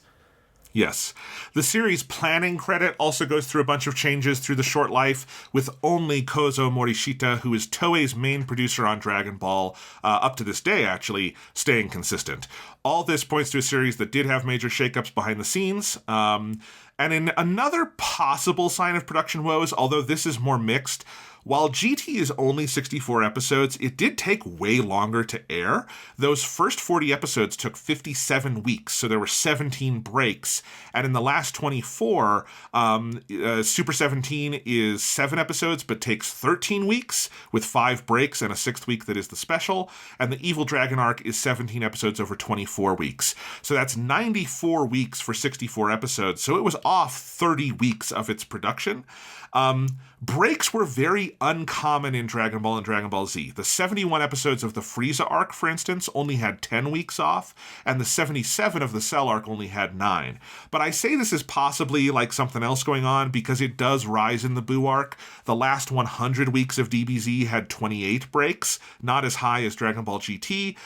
So it wasn't necessarily unique to this. My understanding is that there were greater sports exemptions going on at that point, or preemptions going on at this point in Japan for all anime, not just Dragon Ball. But I wonder if it was a factor not just in this show, but maybe the Toriyama block going away, given how many things were being preempted at that point. Yeah, because it's interesting with that Buu arc stat, because that's also where it feels like the filler becomes substantially less in the series. Like you start to around that point, you lose after the Great Saiyaman stuff. You do not get as much of the like, here is an episode that is just completely nothing from the manga. That starts to go down as well. So that's interesting. Yeah, but for GT, it makes sense. I don't know, like whether it is hey, there's like more weird sports events or whatever else, like holiday something going on, or it is they need extra time for the production. Who knows? Yeah. There's a part I have in my notes here, Sean, that we're going to save for later because when we have the talk about Pan. In terms of the cast, everybody returns from Dragon Ball and Dragon Ball Z with just a couple little exceptions. Obviously, for the main cast, we have Masuko Nozawa as Goku, all his male family members. Yes. Takeshi Kusao is Trunks, Joji Yanami is still the narrator, and Kaio-sama, who in these episodes only appears once, and then Yuko Minaguchi as Pan. Minaguchi was the voice of Videl in DBZ, and she voiced Pan in the final episodes of that show when Pan is a little girl, but she was uncredited for that role, and in GT that's reversed. She's credited for Pan, but not for Videl, although the Videl credit does appear, I think, after the point we're at in the series. Then we have Shinobu Satoshi as Gil, or Giru. Let's just pause for a minute there. I think it's supposed to be Gil. The way the Japanese actors say it sounds like Gil to me. The problem is that the robot goes Girurururu. Yes. And so it makes sense why in English he's often called Giru. A lot of sources, including Kanzenshu, just write it as Gil. And I do think when I'm listening and I hear like the Japanese actors say it, it doesn't sound like they're emphasizing a 2-syllable Giru. It sounds like the Ru is an L. But that's up for debate. We can call him either one. I personally lean towards Giru. I don't know. I guess I would just like say it like it's in Japanese and it solves all the problems. But yeah, like I would do Giru in my head. Like I think because it is like the reason he has that name is the Giru, right? So it stutters on that second syllable. But it doesn't actually matter. But yeah. Yeah. I just noticed when I was listening that it's a soft Ru in the mouths of the actors. This is a hard thing to, if you don't know like Japanese pronunciation. But anyway, but Shinobu Satoshi had done numerous side characters in DBZ. This is his only main role in Dragon Ball. And then we have Yusuke Numata voicing Baby. He had also done numerous one-off voices in Dragon Ball, and he continued in that role all the way to Super. He's done various one-offs here and there. He's mainly done small supporting roles in various anime. This is the highest profile character I'm aware of him doing, and I do actually think he's pretty good. I think in that early zone when Baby is like this soft-spoken force like coming out of people's robes and shit, I think he's good at being kind of silly and creepy. Obviously the character is not super fleshed out. Yes, yeah, I like him as the baby, but there's always been a part of me that's just been like, but what if you just kept Horikawa as Vegeta? for baby Yes. Vegeta. Like, wouldn't that it'd be just so much been better. Yeah. the most fucking badass thing ever? It was just like totally changed the whole vibe of the baby arc. I mean, I think he's kind of like this sort of slimy shit-eating villain is sort of what baby comes across to me as, and I think that the voice actor does a good job of getting that, like, he himself is kind of weak and pathetic. It's only by borrowing people's powers. So it's like, I think that comes across in the voice performance very well, but it also does, I think, cause that once you actually have to have the real showdown between Super Saiyan 4 Goku and Baby, there's not as much impact because I think Baby just doesn't carry himself in that kind of conflict as well. And I think it's one of the things that makes that fight end up feeling a little bit disappointing. But that's not really the actor's fault. I think it's just like they couldn't really figure out how to do that fight and that villain for the final confrontation, how to write a fight that's interesting around the idea for that villain. But I do think, man, Horikawa's Vegeta, that would have been cool as well. Well, because here's the thing. When you have a little bit of Goten and Gohan taken over by Baby, and Masuko Nozawa does the voice for a little bit there, and she's, I mean, as we know from all the different evil Gokus she's done, she's so good at that, and I think Numata is good at what they initially ask him to do as Baby. But, like, when it switches back to Baby's voice, he's not as scary as Nozawa was there. The idea is that their bodies have been taken over. It's more dynamic if it's the actor we know doing the voice. And, like, it's fucking Ryo Horikawa. Why would you look that gift horse in the mouth and be like, nah, we don't need, because Horikawa shows up in like 4 episodes total of these 40 doing his actual Vegeta voice, even though his body is the Baby body for like the last 15. I think it's a baffling decision not to have Hori. Like, he could go to town on that so great. Oh man, it's a real missed opportunity. Yeah. In terms of other voices, this one is not super important for GT, but I do think it's an interesting history. The original voice of Kame Sennin, Master Roshi, and Roshi only appears in, I think, 1 or 2 episodes of GT that we've seen, was Kohei Miyauchi, and he passed away in mid-1995, right near the end of DBZ. Episode 260 is his last appearance. He was recast with Hiroshi Masuoka, beginning in DBZ 288, and he kept the role for GT, and then later for the 2008 JSAT special we mentioned earlier, Yo, Son Goku and Friends Return. But it's actually weirdly complicated. Masaharu Sato, who had been a prolific background voice throughout Dragon Ball, played Kame Sennin in the final DBZ movie, The Wrath of the Dragon, as it was released in the US. And then in 2009, he replaced Masuoka for Dragon Ball Kai, and he's had the role ever since. But in The Path to Power, the GT movie, it is someone else altogether. It's Kinya Aikawa in his one and only appearance in all of Dragon Ball. So they could not figure out who should voice Master Roshi in this period. I think of the original voice, Miyauchi is the best. Yes. I think Masuoka is the second best, and I understand why they went with him for Kai and Super. I think he's better than no, Masuoka, sorry, is the, god damn it, this is so complicated. The third main Master Roshi one, the one who's currently Master Roshi, I like him. Yes, I think Masuoka, who is the GT Roshi, is a little off.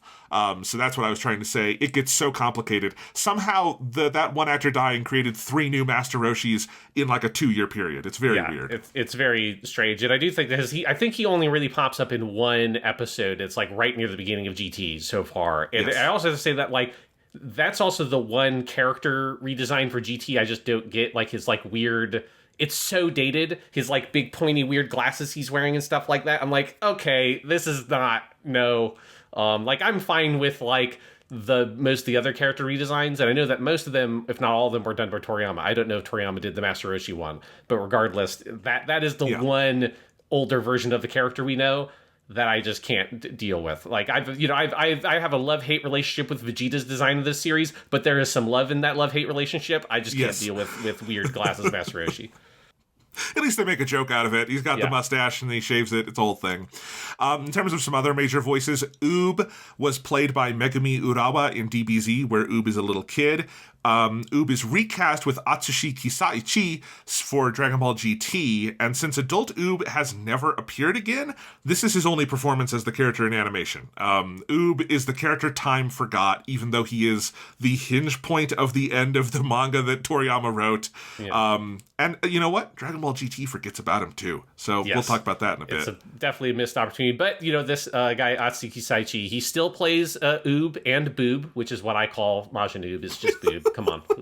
If Toriyama had been writing this show, he would have done it. He would have done it. It's what the world needs. But Oob and Boob, he still plays them in Dragon Ball Sparking Zero, which I was shocked. There aren't a lot of GT characters. Yeah.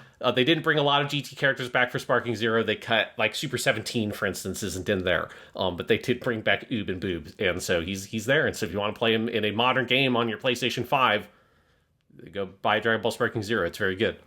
Yeah, Kisaichi is he's waiting around if they ever want to bring Oob back for animation. If they ever get out of the 10-year gap at the end of Z, he's ready. He's ready to play Oob. Dende was also recast at the very end of DBZ. It had been Tomiko Suzuki, who had played him since his intro, and then Hiroyuki took over in DBZ 290 for the adult version of Dende and continued throughout GT. Suzuki is still in GT as Maron, Kuririn's daughter, who only appears a little bit, but passed away in 2003. Dende was ultimately recast with our beloved Aya Hirano for Dragon Ball Kai in 2009. Still has the role. I very much enjoyed hearing her in Dragon Ball Daima. So that's the long history of Dende.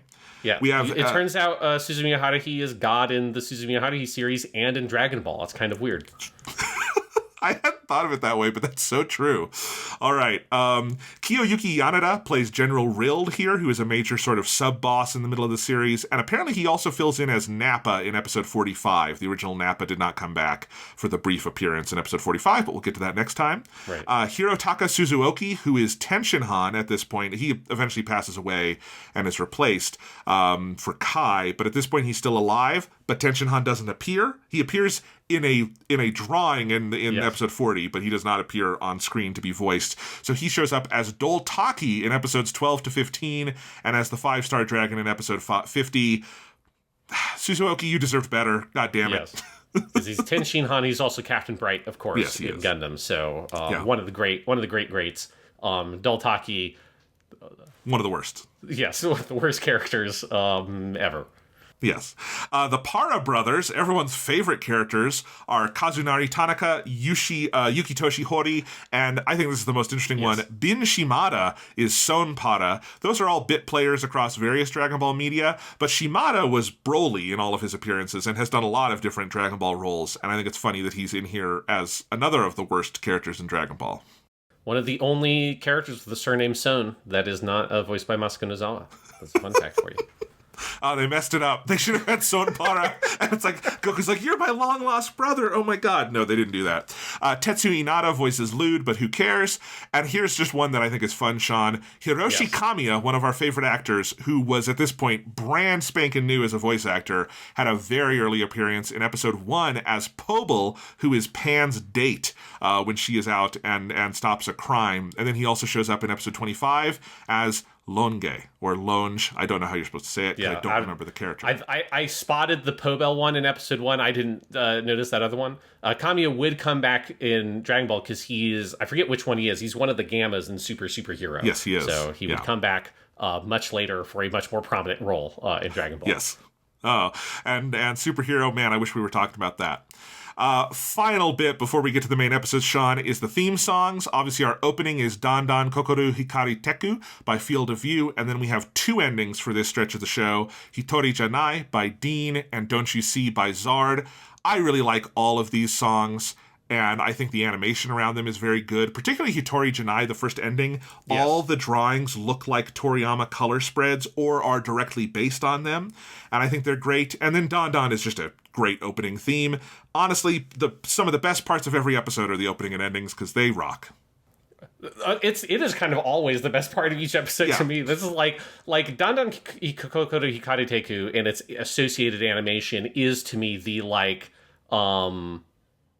it's like the platonic ideal of GT. It's like if that's all the show was that as like a music video and it ended there, like I'd be like, cool. Yes. Like it delivers the idea and the vision of what GT was pitched as so effectively.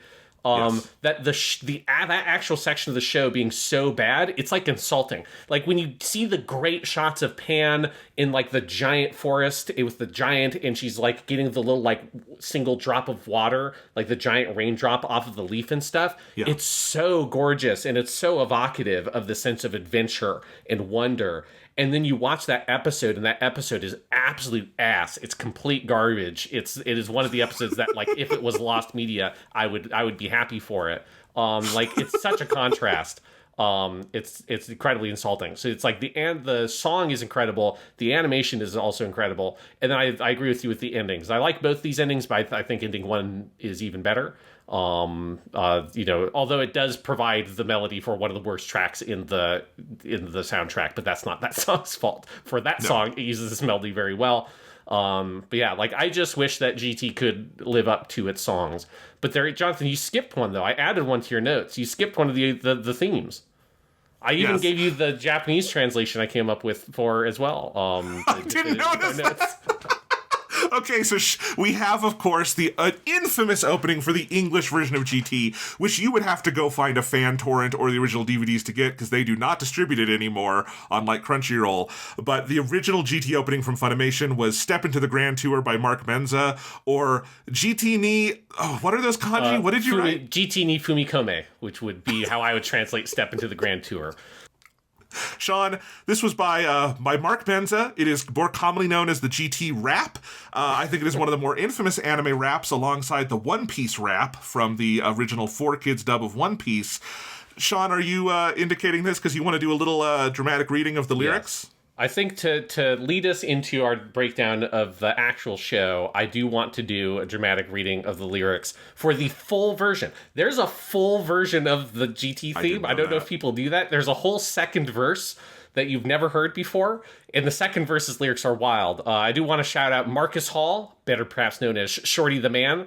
I don't know if Marcus Hall has ever done anything else, but that is the person who both raps the lyrics and wrote the lyrics. I will point out that Mark Menza, the guy who did the music here, if you can call it that, was also the composer for the English version dub soundtrack. And he did some of the DBZ movies as well. And as bad as the Bruce Faulconer score is for the English dub, and it's bad, the GT music, Mark Menza's music, is so much worse. The GT, yes. Like, it makes you wistful for the days of the, like, hyperactive Faulconer score. But anyways, and, like, if ever an anime was ripe for an English-only dub score, it is GT. You could improve upon... You can't improve upon Kikuchi. They should never have replaced it. You could improve upon the Yamaguchi music from this, but... Oh, man. All right, Sean, how do you want to do this? All right. Without further ado, Jonathan, I just want to do my dramatic interpretation of the lyrics for Step Into the Grand Tour. Witness the ultimate battle between the greatest of warriors in all the worlds. Take the Grand Tour, Grand Tour. Time is running out, GT. Step into the Grand Tour, Grand Tour, Grand Tour. Step into the Grand Tour Dragon Ball GT. For many a years, the Dragon Balls have always been there, and now the righteous, the innocent and just must now depend on themselves to defend Mother Earth from the rebirth of the ultimate end. Now the tournament is over. The closer the greed creeps. For every good that's done, further the evil seeps inside the very spirit that makes the good compete. To get the just to prevail, the righteous cannot fail. Step into the Grand Tour, Grand Tour, Grand Tour. Step into the Grand Tour, Dragon Ball GT. Step into the Grand Tour. A brand new adventure begins. Another challenge for Goku and his friends. Now he's a Saiyan, strong. Pilaf makes him a child again. The Dragon Balls are turning, burning to end world and everything within. The ultimate battle between good and evil, who's going to win? When the sand clock dictates the consequence, will our heroes have the strength to be our last line of defense? Let's override the powers that seek to destroy, steal the innocence of our worldly joy with their evil schemes. Hungry for the destruction that the evil brings, the power to provoke the hope to lose sight of the greater good, then allow to rage to catch a blaze like sandalwood. Step into the Grand Tour, Grand Tour, Grand Tour, Dragon Ball GT. Heroes struggle to save Earth. Who will prevail? Take the Grand Tour, Grand Tour. Time is running out, GT. A blaze like sandalwood. Wow. Yes, that Wow. second verse. It's powerful stuff. Steal the innocence of our worldly joy with their evil schemes, hungry for the destruction that the evil brings. This line, I don't understand what the fuck it's saying. The power to provoke the hope to lose sight of the greater good. What the fuck does that even mean? But then it should allow you to rage to capture praise like sandalwood. I mean, move over T.S. Eliot. This is some powerful stuff.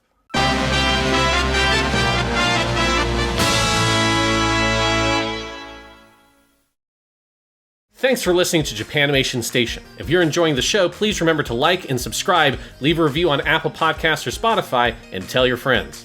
You can also find us over at the Purely Academic Podcast, our potentially educational variety show where we talk video games, movies, TV, and more every month. And you can read my movie reviews and follow everything we release together on the Fade to Lack Substack at www.jonathanlack.com.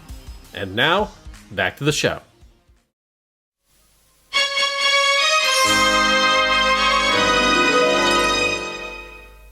All right, Sean, let's dive into the actual content of Dragon Ball GT. We've done the history. We've given our overall thoughts. There's a lot. Is there any overall thoughts you want to give before we go sort of through the story itself? I feel like we kind of go through the history. We sort of broke it down. I mean, it is this you are wandering through the darkness until I think episode 15 is where it's is a hinge point where it starts to get better.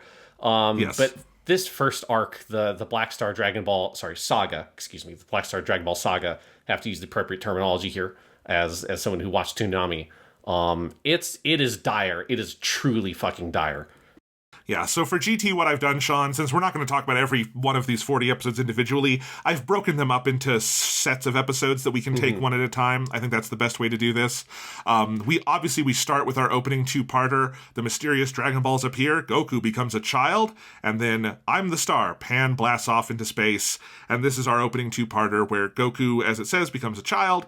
There's some fun to be had here. I'm always when I started again, I'm like, oh man, I love Pan. We've got Pan here doing cool stuff. We've got Mr. Satan, my favorite character. And that is probably the biggest thing I like about GT is that Mr. Satan gets a lot of screen time. That's nice. And so Daisuke Gori gets a lot of screen time, and he's my fave. But let's break down how they start the show. Because you have a couple of baffling decisions right off the bat, which is that you start by skipping the ending of Dragon Ball Z. You start by saying, okay, it's like a game of improvisation where instead of saying yes and, you go yes, fuck off. Right? Because what Dragon Ball Z ends with is Toriyama having Oob and Goku training Oob, and you go, okay, that's cool. And one thing you could do with GT that I think would be fairly obvious would be to elevate Oob to a main character and try to flesh him out as a main figure. And instead, GT skips all of their training and starts with them doing a final exam, because I guess that's how Goku does his training, up in God's palace, the Kami-sama palace in the sky. And then Oob leaves. And then after Oob leaves, the Pilaf gang, who are now old, get the Black Star Dragon Balls, and they're going to make a wish to make themselves young, but Pilaf is mad and wishes to make Goku young.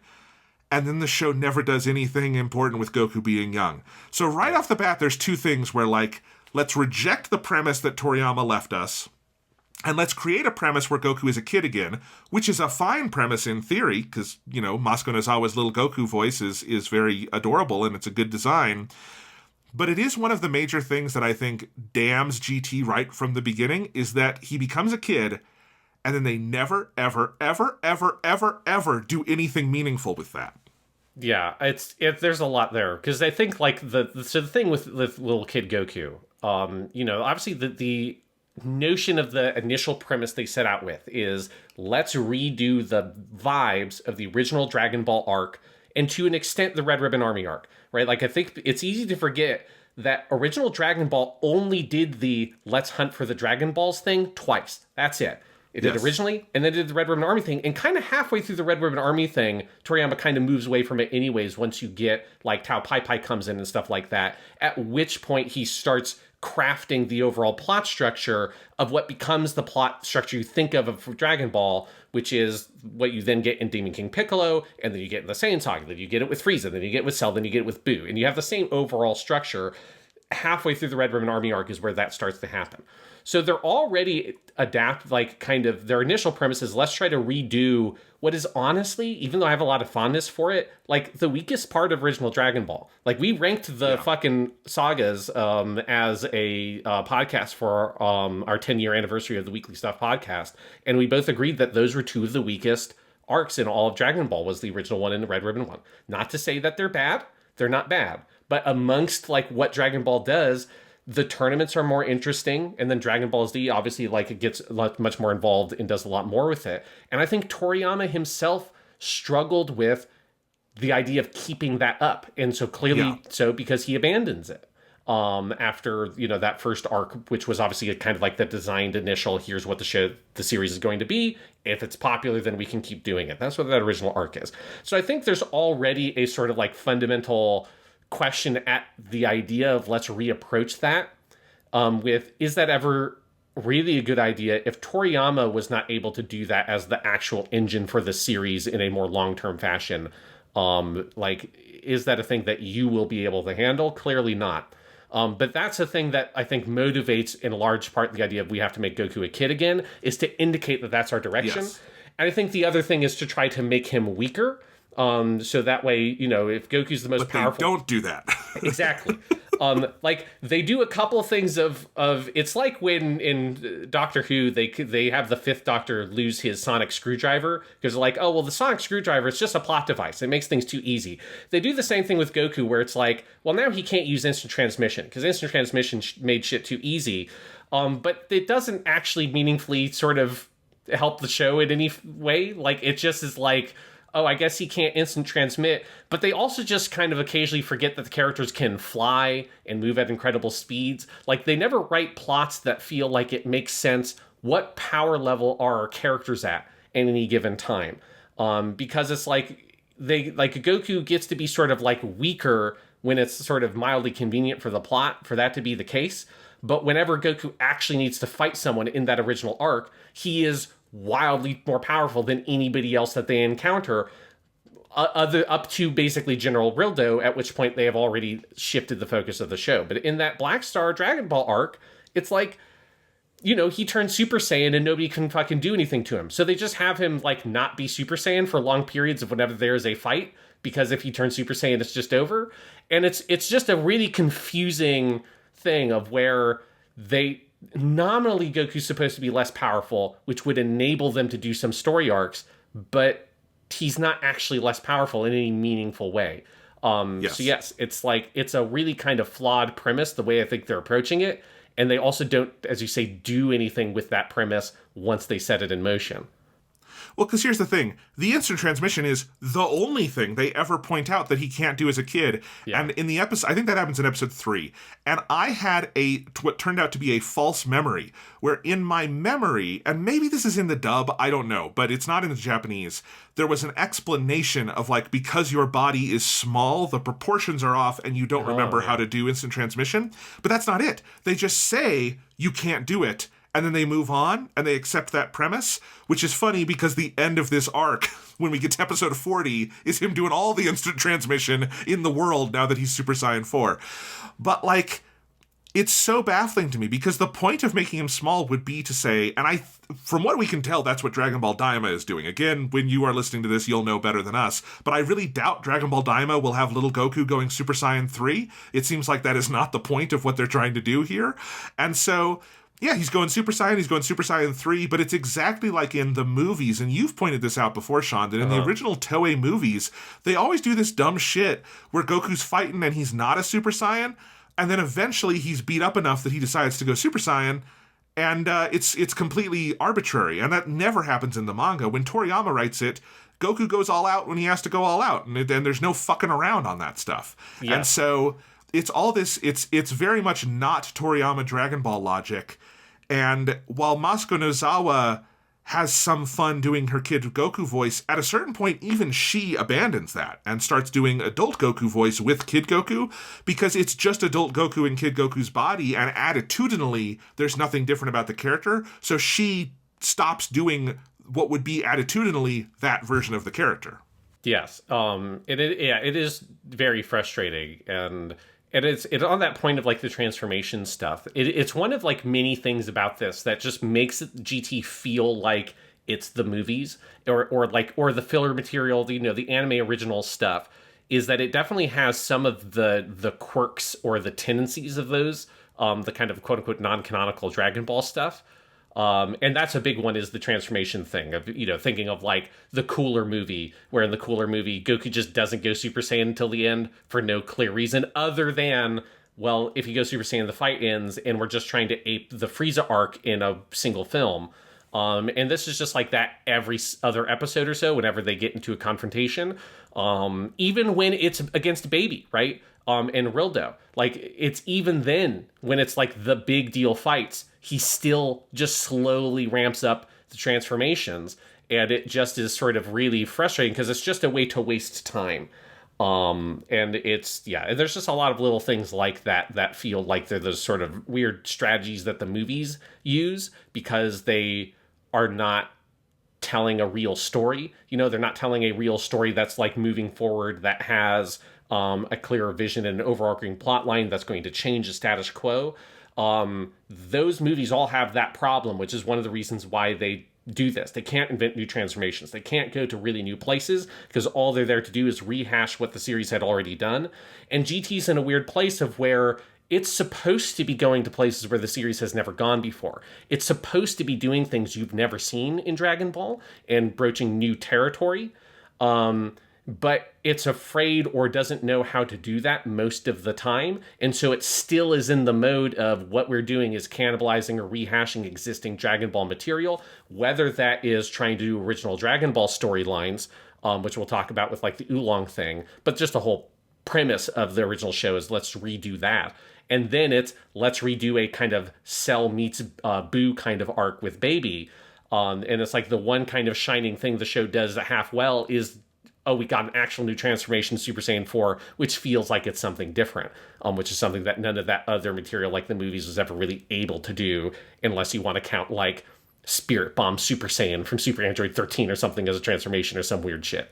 And so, it's one of those things, and it's just right off the bat that's so frustrating about GT, is it feels like it has all the problems of some of the things like the movies, but it doesn't have any of the advantages of the movies of having absolutely gorgeous animation, being a nice, tight, short little thing that you can view in a quick little sitting and get like a concentrated hit of Dragon Ball. That's what the DBZ movies are good for, and the good DBZ movies are really entertaining. Dragon Ball GT inherits all those problems, but doesn't get any of those benefits. Yes. So we also have the premise of the Black Star Dragon Balls, which is that they are scattered through the cosmos, and if they are not returned to Earth, they will destroy the Earth through blah, blah, blah. It's whatever, but it's fine. But then you have, they're going to get in a spaceship and go search for them, okay? And the team we end up with is Goku, Pan, and Trunks. It's supposed to be Goku, Goten, and Trunks. I'm not sure why Gohan's not going, but okay. And that's supposed to be it, but Goten is too busy chasing tail, and so Pan gets in there and does it. And I think there's a couple issues here. We have to have the conversation about Pan, who is both my favorite and least favorite thing about GT somehow. Yeah. But there's also the problem of that I think this team they've come up with are three characters I love, but I think are kind of mismatched. And we go into space and we lose the Dragon Ball cast for 16 episodes. And I think this is a big problem that GT has, that when you get to episode, which episode is it? I think it's like episode 25 is when Baby goes back to Earth. And that's the episode where you get all the old Dragon Ball characters are suddenly there again. You got Goten, you got Gohan, you got Bulma, you got Vegeta. And it's like this giant breath of fresh air because there's really no other point in the show where Toriyama just abandons the whole cast, or if he does, he introduces fun new characters, which GT is incapable of doing. So mostly the show is on the back of Goku, Pan, and Trunks, and I think it is kind of a mismatched team. I think they have a very divided idea of what to do with Pan. I think Trunks is mostly just a kind of bland straight man, except for the part on M2 where he becomes kind of a mastermind and feels more like future Trunks did, and that's cool. But for the most part, it is a weird core cast. Goku is very passive in these 16 episodes. I think Pan is nominally supposed to be our lead in some ways, but they're very bad about, like, actualizing that. And so the whole cast dynamic is also just borked through this early stretch. Oh, absolutely. Like, it's something where it feels like it's one of the places where you feel the fundamental nature of Dragon Ball GT, which is it is a show that exists because stakeholders wanted to exist, right? This is not a show that people had an artistic passion and were like, we gotta do more Dragon Ball. This is the sponsors have too much investment in Dragon Ball. We cannot stop this franchise. We gotta keep it going come hell or high water. So we're gonna make a new fucking anime. That's the only reason Dragon Ball GT exists. And that's the only reason that Trunks is in the main cast, as far as I can tell, is because Trunks is a very popular character. But future Trunks is a very popular character. This isn't future Trunks. And it's one of the things that the show sort of struggles with is like, what is this version of Trunks? Like, what is his characterization? Who is he supposed to be? Because he just comes across as incredibly bland. They don't sort of lean into the, like, spoiled rich kid thing, which is what Kid Trunks' characterization is, which is, you know, who this Trunks is fundamentally, just that grown up. You know, they do a little bit of, like, he's the CEO of this company or whatever. They show you in that scenario with how he's introduced into the story, but you don't get any kind of personality from that. But they also can't obviously make him Future Trunks because Future Trunks is defined by this whole trauma and tragedy of everybody he knows and everybody he's loved other than his mom is killed by the androids, and he's driven by this incredible need to save his future and to prevent that kind of future from happening, which makes him a cool, interesting character in Dragon Ball Z. Well, that's not who this Trunks is. So it's like, who is this, like, you know, dumb dude in the cargo shorts? He's also got just a very lame design. Like, it's one of those that's like, man, he just looks like a loser. Like, who is he and what is his role? Other than he's kind of the wet blanket character who's just there to be like, you know, the straight man. And it's just like not a lot of meat on those bones. And so, you know, it makes sense that eventually Trunks is more or less jettisoned as one of the main characters. He's barely in the M2 stuff. Like, there is the reveal that, like, secretly off screen before all this happened, we conducted this sort of master plan, which, you know, if you think about it for more than 2 seconds, none of it really makes sense. But it's like, okay, fine, I'll accept this. At least you off screen, he had an active role in the plot, but not as an on screen member of the cast. And then once the baby stuff starts in earnest, Trunks is basically a non-entity. You don't even get baby controlled Trunks as like a major factor in the show. And so it's like he's kind of jettisoned as a character because they don't know what to do with him. And it's really frustrating that you had other characters like Goten, which is like, who they have like an interesting angle on. This like Goten who's grown up and he doesn't give a shit about the fighting. And he's like, you know, it's like, what if Gohan, instead of being a serious, like studious young man, if Gohan's whole thing is he became a weird teenage horn dog? That's a different characterization. That gives you a different lens. That gives you a different relationship with Goku. And if like Gohan had been there, you could do something with that. And then you could also have Oob, who's a character that's there, that like is Goku's like, you know, apprentice or whatever. There are other characters you could pick that would have more synergy with the cast. And if you had one or two of them, it also would give you other characters for Trunks to play off of, to make Trunks more interesting. Because Trunks has no relationship with Goku. He has no relationship with Pan. Why is Trunks here? Why is he's Trunks' whole relationship in this, like, timeline is with Goten. Yes. He and Goten are like a comedy duo who bounce off of each other, and the idea that they basically have no scenes together in Dragon Ball GT is baffling when you think about it for more than 5 seconds. Yeah. Yeah. It's Vegeta, right? Those are the two characters Trunks has a relationship with. And yes. Goten, the fact that they tease that Goten's going to go on the trip and then he doesn't, every time I've seen the beginning of GT, I'm like, why? What's wrong with having Goten? It's not like having 4 characters of the cast would be unmanageable. It would honestly be better if it was just Goku and Pan. If you felt like you couldn't do 4, don't have Trunks there either. If it was just Goku and Pan, and that was like your Goku and Bulma equivalent, obviously with like a different twist on the sort of power relationship there, like how like they're kind of like a level of maturity, that would give you a different dynamic. But as it is, they kind of pick the worst possible thing with this trio, where there's not a lot of synergy because Trunks is there as this weird third wheel. That means that Goku and Pan's relationship does not get developed, I think, the way the show thinks or wants it to get developed, so there's little payoff when it tries to do payoff in the baby arc. There's not like a lot of good Goku and Pan stuff, honestly, in this first section of the show.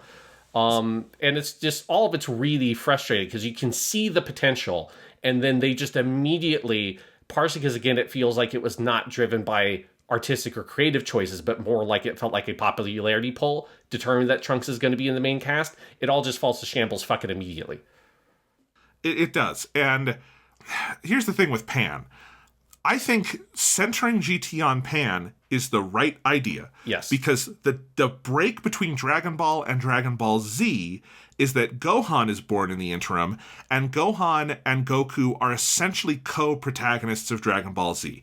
Gohan is the character who is more of the audience surrogate, who is our entry into the world, and it's why Dragon Ball Z can be presented separate from Dragon Ball, right? Yeah. It's why Z got popular here, even though the people watching Z, like you and me, hadn't seen the original Dragon Ball. You have Gohan, who, like Goku, we don't know all his adventures, but Gohan is tabula rasa. He's a blank slate. We can follow him. And Z is in many ways the story of watching Gohan progress from childhood to adulthood, the way Dragon Ball was the story of Goku going from childhood to adulthood. If you want to start a third show, Pan is the correct answer. Pan is the correct person to do that with because she is the third generation. I think it's weird they never call her Son Pan, but she is Son Pan. Like, that is her name. She is the third generation of this family, and I think it would make sense to do that. I think if you're going to do that, honestly, the way to do that would probably be to push Goku off to the side and have Gohan be more of the main character here. But whatever. Gohan is an untapped well near the end of Z as well, so this is tradition. But, like, there is a character there to do something with, and I think in some ways Pan works. I like her design a lot. I think Yuko Minaguchi is phenomenal. She's always phenomenal, but she is great as that character. There are individual moments where she pops. There's the relationship with Giru that you can do a lot with, where she has to soften over time. There's the fact that she's a hothead in the way that Gohan wasn't, and in a very different way than Goku. Goku wasn't a hothead, he was an idiot, right? Like, that's a little bit of the difference, right? And so there's a lot of potential here. The problem is that they can never really abandon Goku as the protagonist. They can never really do with Pan what Toriyama did with Gohan and have her be empowered. Like, I think one thing is that if you're going to do the baby arc right, Pan should be delivering the final blow in some way, or, like, be more involved in it. Like, she is involved in that she helps Goku get the Super Saiyan 4 transformation down. But if you think about Gohan's role, you could either ape the Cell arc where Gohan takes over and finishes the fight, or you could think about the Vegeta arc, where Gohan is really important to the end of that fight. He makes this active decision to go back and save his dad and go back into the fight. And then, of course, he becomes the Ozaru, the Great Ape, and that is what ultimately defeats Vegeta. So there's multiple ways you could do this, but it never even really feels like Pan is supposed to be a Saiyan in this series. Like, she's never talked about as, like, part of the race. Not only does she not go Super Saiyan, but, like, she doesn't have a tail. We don't know where that went. We don't know what does she know about Great Ape transformations? It's never clear. Like, did anyone ever fill her in on that? Did Gohan be like, here, Pan, sit on Daddy's lap and let me tell you about the time I crushed your Uncle Vegeta almost to death as a Great Ape? Like, what does she know about these things? It's such an inconsistent characterization. And there's this comment that Morishita, the producer, made in the Dragon Box about how the show used Pan, where he says, Pan's role was to be strong, but still lose to the enemies, and then be rescued by Goku. To be a heroine who makes Goku a hero. To go off topic a bit, even the hit movie Titanic moved women because it's a story where the heroine remembers the hero. Isn't that basic movie making? If the hero doesn't rescue the heroine, maybe adults will understand that life is like that too sometimes, but for children it becomes a very harsh story. Stories where the hero rescues the heroine have a sense of security. Therefore, we created a pattern where Pan is imperiled and Goku gets mad at the enemy. I won't let you get away with this.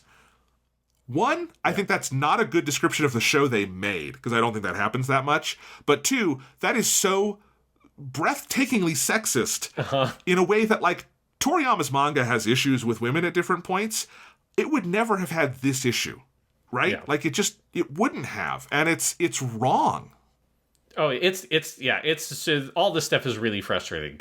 Because so the sort of the idea for the character clearly was, like, they want her to be sort of an audience surrogate, but she also has to be the damsel in distress, right?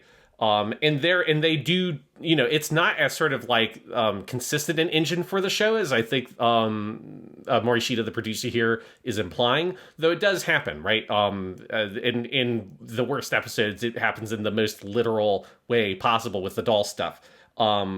But also you do have, when in like the baby fight, it does multiple times where like Pan kind of rushes in there and gets hurt, and Goku goes like, "Baby, Yudasenai," and then goes and attacks Baby, right? And that will happen again, that I remember that happens in some of the Shadow Dragon stuff as well.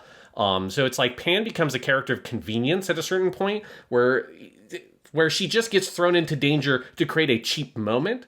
But the other thing is that they never make her actually central. So she's never really a true damsel in distress. And that's part of the thing what you're saying here, of like, that quote doesn't really describe the show, because it's not like she is actually held hostage or she is like in real mortal danger and Goku must go on some sort of quest or long-term plot to prevent or save that. Like, those sorts of story arcs and archetypes, that has its problem and its roots in sexism, but at least it is like, there's a real plot line to be told there, right? Like, the show I think of is Bleach does this literally twice in a row, and it's kind of fucking cheap when they do it the second time, but it's like they have here. So one of the main female characters is Rukia. She gets kidnapped and taken to the Soul Society. Ichigo has to go on a big, long, massive plot and quest to go save her. He saved her. Oh, well, now the other main female character of the show, Orihime, she gets captured and she gets taken to Hueco Mundo. Now Ichigo must go on a big, long, epic quest and power up and all this stuff to go in there and save her.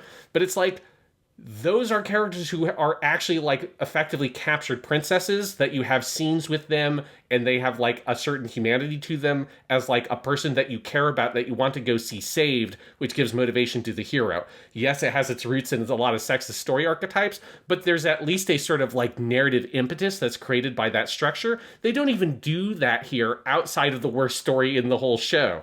And so it's like, she has very tangential involvement in the baby arc outside of being the catalyst for Goku coming to his senses and turning Super Saiyan 4. And so it just becomes so frustrating. And then also the refusal to have her turn into a Super Saiyan is just, it's so fucking annoying. Even when there are moments in the show where clearly there is like a spot for her to become Super Saiyan, even if it's not her beating Baby. Like in the Baby arc, there's the point where they all have to turn Super Saiyan and recharge Goku with their Super Saiya power. It's just like a fucking thing. And Pan runs out there and she's like, "I'll help too." And Mr. Saiyan's like, "Oh, but she isn't super what you calls it." And it's like, "Oh, but let her go do her thing." And it's like, well, why didn't she go Super Saiyan like several minutes earlier when she was super angry at Baby for all the things he had done and taking her family from her and threatening the Earth because of shit that happened with an alien race that she has no cultural connection to because she's only ever known Earth? How does she not go Super Saiyan there and be like the key figure that recharges Goku's power? There's so many little moments like that throughout the whole show where you feel like there are opportunities to make Pan more central, whether it's her being a damsel in distress or her being the main character. Honestly, at a certain point, I would have taken either if you fucking committed to it, but if you actually committed to her having a meaningful role in the overall story and allow her to feel like a capable character that can be Super Saiyan, that can do the things that the male characters can do, like, it would just be such a better show. But as it is, Pan exists as this weird vestigial thing where she is both the central and primary character and the audience surrogate while being a totally unimportant character of the show simultaneously, and that is not a tenable situation for a piece of fiction. No, it is not. And I think that is a good summary of the problems. And it's just too bad. Pan is like the great what if of Dragon Ball, I think, because it's also something now we're never going to get to see Toriyama do. Like it's right. If this, like, Daima is a side story that's kind of on its own part of the timeline, but if like Super had continued and we'd eventually gotten back to the end of Z, I feel like there's a version where I would have liked to see how he could have guided the team to do this. Even if he's gone, I think it is a potential direction if they want to continue the story of Dragon Ball. But she is the next step. Like, because of the Goku to Gohan thing, if you ever want to really try to keep it going, I think she's the next step. But they've never committed to it, and it's a bummer. Yeah. So those are the first 2 episodes. Anything else to say about the setup for the series here? A couple of things. One thing is, I do think I do think this show has a problem with writing Goku at various points where Goku feels wildly out of character, and it shows up in episode 2 is the first time where I was like, huh. And it has to do with Pan, because the second episode is all about Pan sneaking onto the ship and all that shit. And Goku is like, the way that he responds to everyone saying, like, Pan can't go, and he's like, oh, Pan, you can't go with us, it's too dangerous, like, we have to go, and it's going to be me trying to go to or whatever, is so weird. It's like, why would Goku say, no, Pan, you can't come? Like, that's the most wildly out of character thing. Of course Goku, in whatever incarnation of Goku, would be like, yeah, sure, come on, absolutely. Like, yeah, you want to go on the adventure too? Fuck yeah, let's go. Like, Goku doesn't give a fuck. Like, he wants to, he wants to go do the thing. If Pan wants to come, sure, you come too.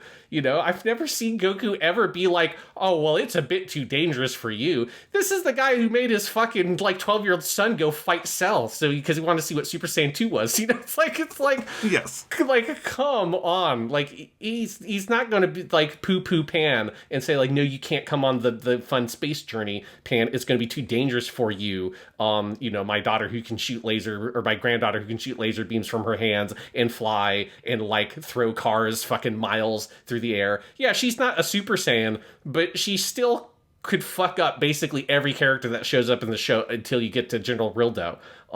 It's so weird that he's resistant to it. And there's some of those issues with Goku's writing appear throughout, particularly, I think, this section of the show, where you actually almost feel like Masuko Nozawa at places falter, which is an impressive thing to do, where it feels like she doesn't really know how to say some of these lines because they're so not in Goku's voice that it just is like, it's just like kind of grates a little bit. It's so clearly off. And episode 2 was the first time I really noticed that.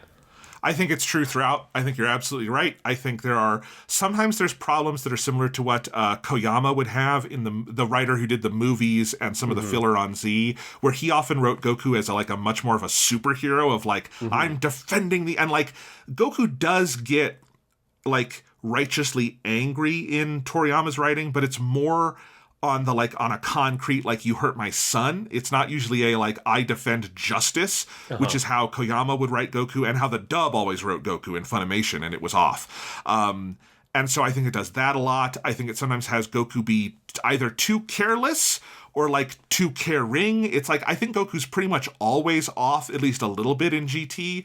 And, I think there are some serious criticisms to be had about maybe Super went too far in the other direction in overcorrecting to have Goku be too careless at some points.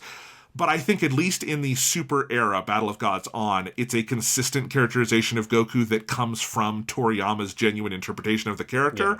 And I think in GT, it just feels like there is no interpretation of the character. He's just kind of whatever the story needs him to be at any moment.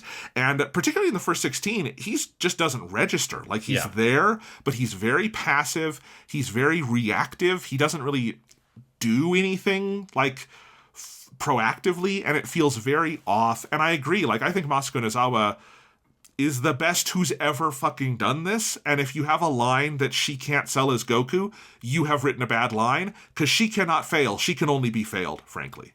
Yes, exactly. Like, it's something that, it's, like, shocking, because it almost never happens. Like, because even the thing you're talking about from the movies where they make him a little bit more like, I'm the hero of justice kind of dude, like, Masuko Nozawa can still sell that, because, it's not, like, an interesting version of Goku, but it is, like, it's almost the opposite of what Super does. Super maybe goes, like, a little bit too far with, like, he's the dunce who all he cares about is fighting, but there is, like, in Dragon Ball Z in particular, he does have a, like, central kind of moral center. Like, he is fighting on the side of good, in the broad sense, if you want to, like, define it that way. It's just there's a lot more going on there with how Toriyama writes the character.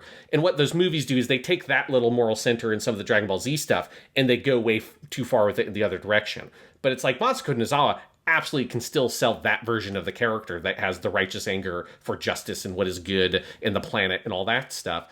It's just there's some stuff in GT where, like, I don't even know what this character is supposed to be. Like, what is this version of Goku? And it's like, if Masuko Nozawa can't like be the glue that ties that together. That's because your writing has gotten so far off the mark that it's like it's legitimately shocking as a Dragon Ball fan, because even lots of really bad Dragon Ball doesn't mischaracterize Goku this badly.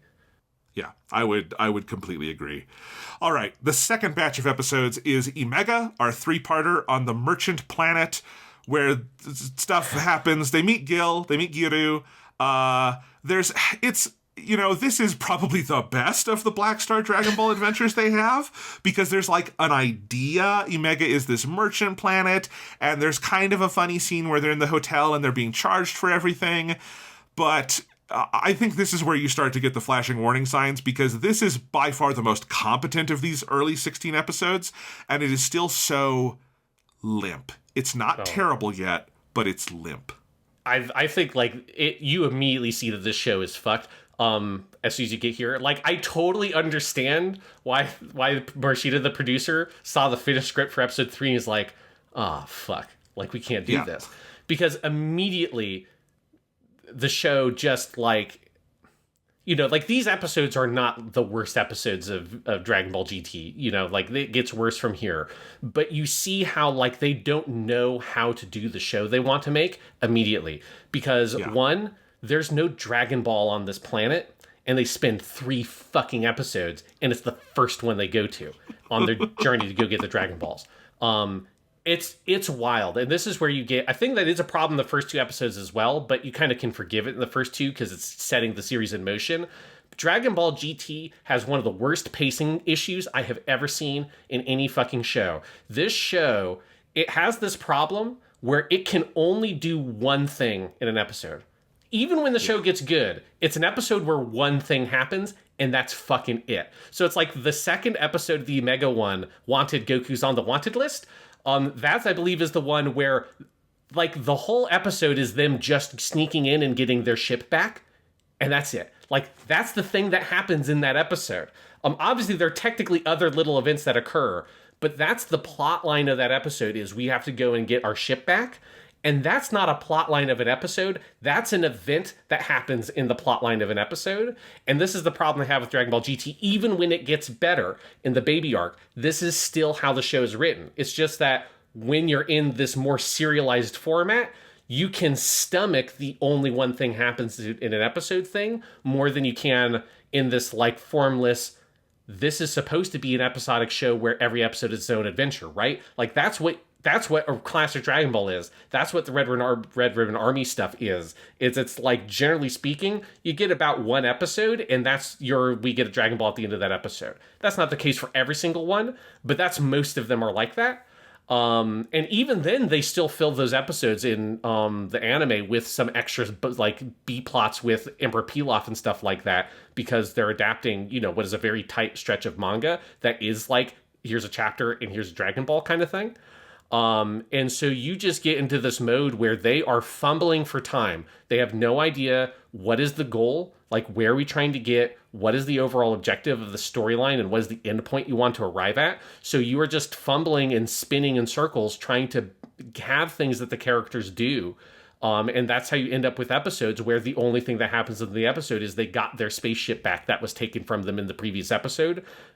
That's, you just returned to a status quo. You didn't move a plot forward. You didn't do anything with a character. You didn't develop anything. A thing just happened and the characters were involved, and it was a single event, and that's it. And one of the reasons why the show does this is also because the episodes are comically short. Because these episodes are tiny. They're like 18 minutes long, because the previously on segments for most episodes of Dragon Ball GT can be 2 to 3 minutes in length, which is fucking wild. So you can get like 5 minutes into some of these episodes before you get original animation, before the actual title comes in. Because you have 90 seconds of the opening theme, and then you have sometimes, again, like 3 or more minutes of just, here's what happened previously on Dragon Ball GT, and at the end of the episode, you get 90 seconds of the ending animation, and then you also get a next time on Dragon Ball GT thing. And when you spend 2 to 3 minutes on previously on Dragon Ball GT, and the only thing you are showing is clips of Goku and Trunks and Pan sneaking into a base and stealing their spaceship back, and that's the only thing that happened on the last episode, that's not a 3-minute fucking recap, man. That's a one line from the narrator and then you're off on to what your episode is. But they're clearly so starved for content to try to fill that they don't know what to put into these episodes, that they have to make the episodes as short as possible. And this is true of the entire run of Dragon Ball GT. The episodes are like 18 minutes of actual content instead of 20 to 21, and it's wild to see that even with that, how slow paced and how limp every fucking episode is. And here's the thing, like, it was not uncommon for Dragon Ball Z to do something similar, because you would often have long recaps in Z. The thing is, Z was adapting the manga, and so what it was trying, and it had to do every week, and it was trying not to catch up with the manga and all this stuff. So if you had a 17 or 18 minute episode of Dragon Ball Z, that was 17 or 18 minutes of Toriyama storytelling, and I think that can work. One Piece, for instance, in the recent Egghead arc, which we actually... the day we're recording this, just learned is going on a 5-month hiatus, which has never happened in the 25-year history of One Piece. But they actually, I think, did something very smart in the Egghead arc, where they added a few more components. It's not just dumb recap stuff, to make the actual content of the episode down to 17 or 18 minutes, because One Piece has a mandate of it can really only do a chapter an episode.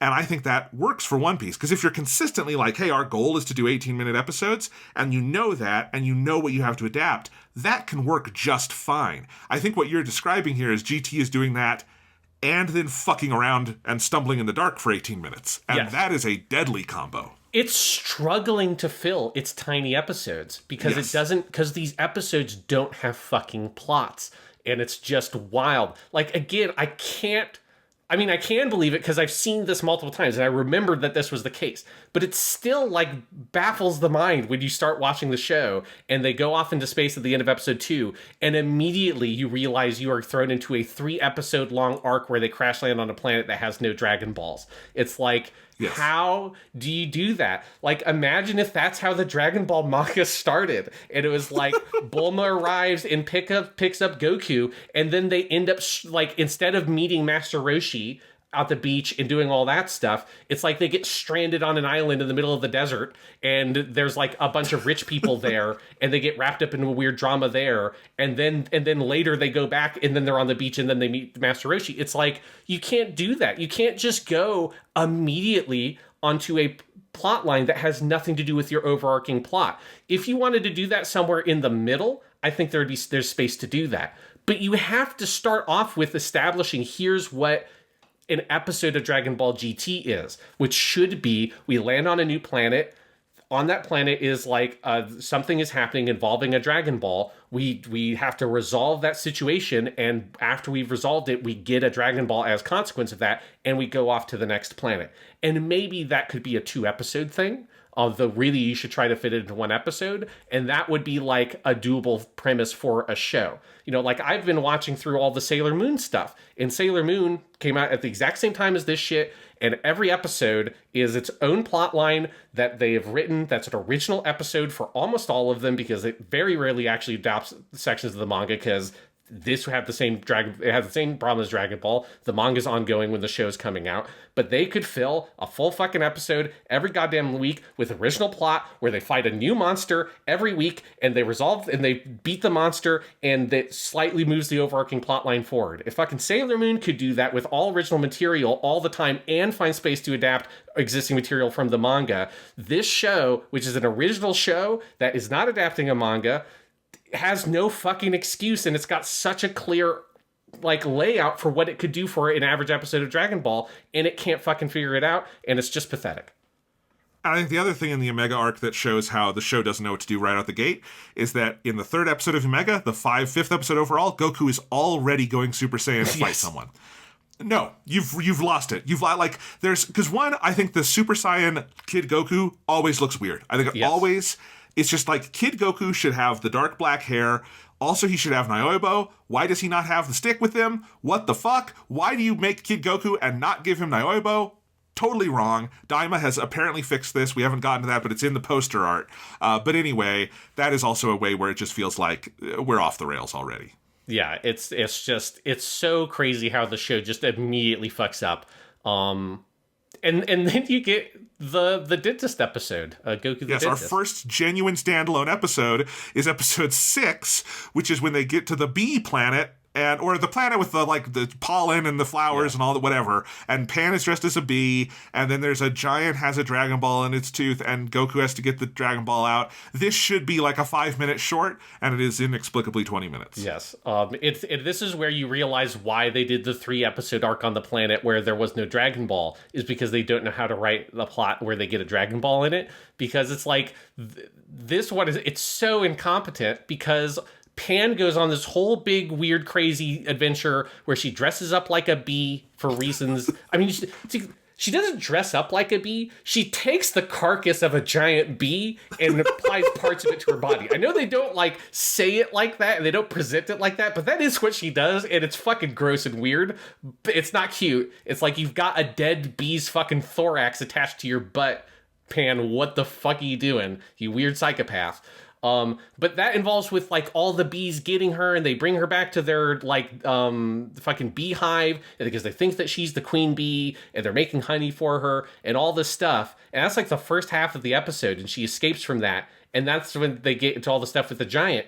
And the bee stuff has nothing to do with the giant stuff or the Dragon Ball or any of it. It's how do you write an episode where you spent half the episode with the thing that has nothing to do with the other half of the episode? How do those two things not converge? Why would maybe the bees have the Dragon Ball?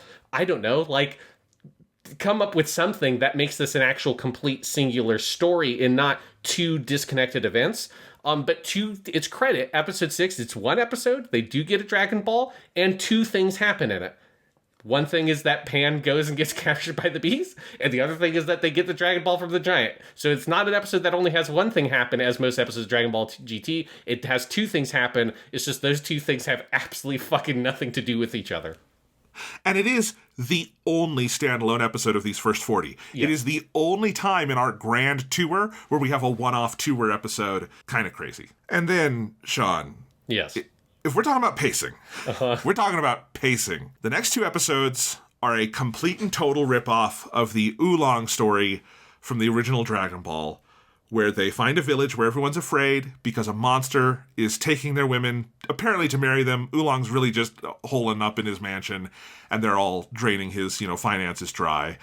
That is 1 episode in the original Dragon Ball. It's a couple chapters maybe in the manga. It's 1 episode. It's 2 episodes here.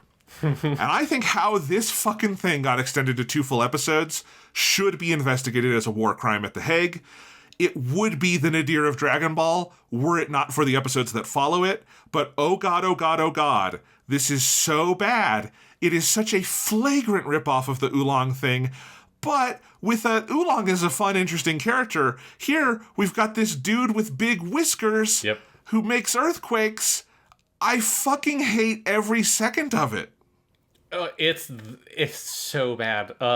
Because it's this thing of where, as you say, they've ripped off the Oolong storyline, which is whatever. If you want to, it's been a long time since that episode of Dragon Ball came out. If you want to let's do a remix version of the Oolong story, but it's a weird space one, that is fine. But that's not what this is.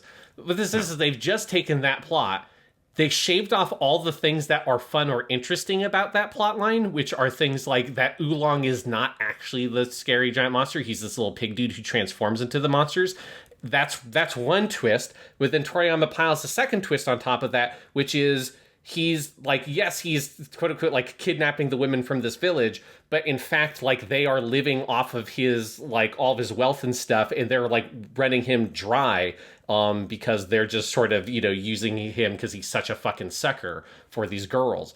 And so when they get to his weird palace where he's keeping all the women, they're there in lounge chairs and sipping fucking expensive drinks and doing jazzercise and shit like that. And Oolong's desperate for them to take these girls back because they don't even want to go home because they're living this life of absolute luxury. That's a funny joke that is that sort of pulls the rug out from under the sort of generic plotline that the Oolong story is kind of referencing. That's fun. That's a Toriyama twist, right? That's the thing that makes him a really good storyteller. This is we did the basic outline of that plot, but we took the twists out. Or even if there is a twist, which the twist is that he doesn't actually summon the earthquake or whatever, he just predicts them, and that's what makes his things wiggle or whatever. that twist is so... I mean, it's not a great twist anyways. It's not as interesting as the Oolong one. It's not as dramatic. But it has no impact when it has to be split across 2 fucking episodes. So it's like, by the time you get to the end of the second episode, it's like, oh, but you don't actually create the earthquakes, you just predict them. It's like, okay, like, why did we spend 2 episodes doing this? And this is, when I say that episodes of Dragon Ball GT only have one thing happen in them, this is exactly what I mean. Yes. Because the first episode is the dude comes to the village and takes the girl. And then the second episode is, and then we have a confrontation in his lair in the volcano or whatever. That, for whatever reason, those things have to be split across 2 episodes. Each of these episodes take place in one location. It's like, how is that what you've done here? Like, it's just unbelievable that you've somehow taken a great episode from original Dragon Ball, copied the plot, shaved off the twists and things that make it interesting, make the plot of it less complicated, and somehow spread that across twice the amount of time. It's just inconceivable. It's like, when you're watching it, you can't believe it's happening. Like, you can't believe that at the end of that first episode that you're like, there's going to be another episode on this? Like, are you fucking kidding me? Really? This is going off for, you got to do a second one here? It's wild. It's insane. Sean, I was mostly okay through the first 6 episodes of GT. Not great, but like I was moving through it.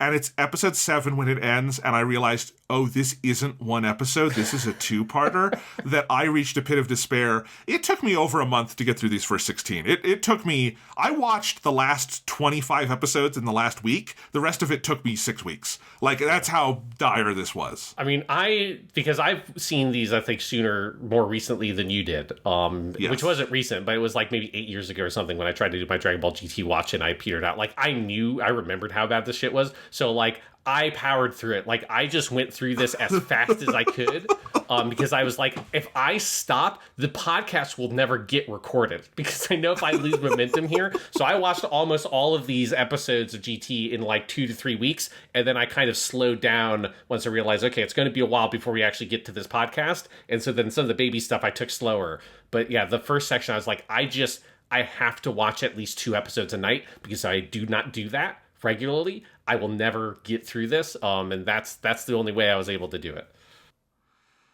And here was the part that these 6 episodes, this next part, this is what I call the Lude Saga, aka the Nadir of Dragon Ball. This took me at least like a month to get through these 6, because I would bring up the episode and I'd be like, all right, today, Jonathan, you're going to do another one. And then I'd be like, anything else, please. Because this is so bad. It is inexplicably 6 fucking episodes. It's a whole saga. At a certain point, it has nothing to do with the Dragon Balls or any of that shit. Pan is taken off the board and then used in the most creepy way possible.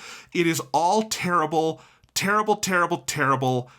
One funny thing I'll say at the beginning is that Lude, the like big robot baby dude that they fight, is called Hakaishin Lude, which is the same title they would eventually give to Beerus in Battle of Gods. And it is very funny that we have used the term Hakaishin, God of Destruction, twice in Dragon Ball, and it is for Beerus, one of, I think, the best characters Toriyama ever introduced, and for Lude, the worst.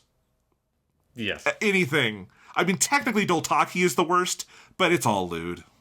This arc is so bad. Like, this is where the show is unwatchable, and I use that word very specifically because, like, I had these episodes on.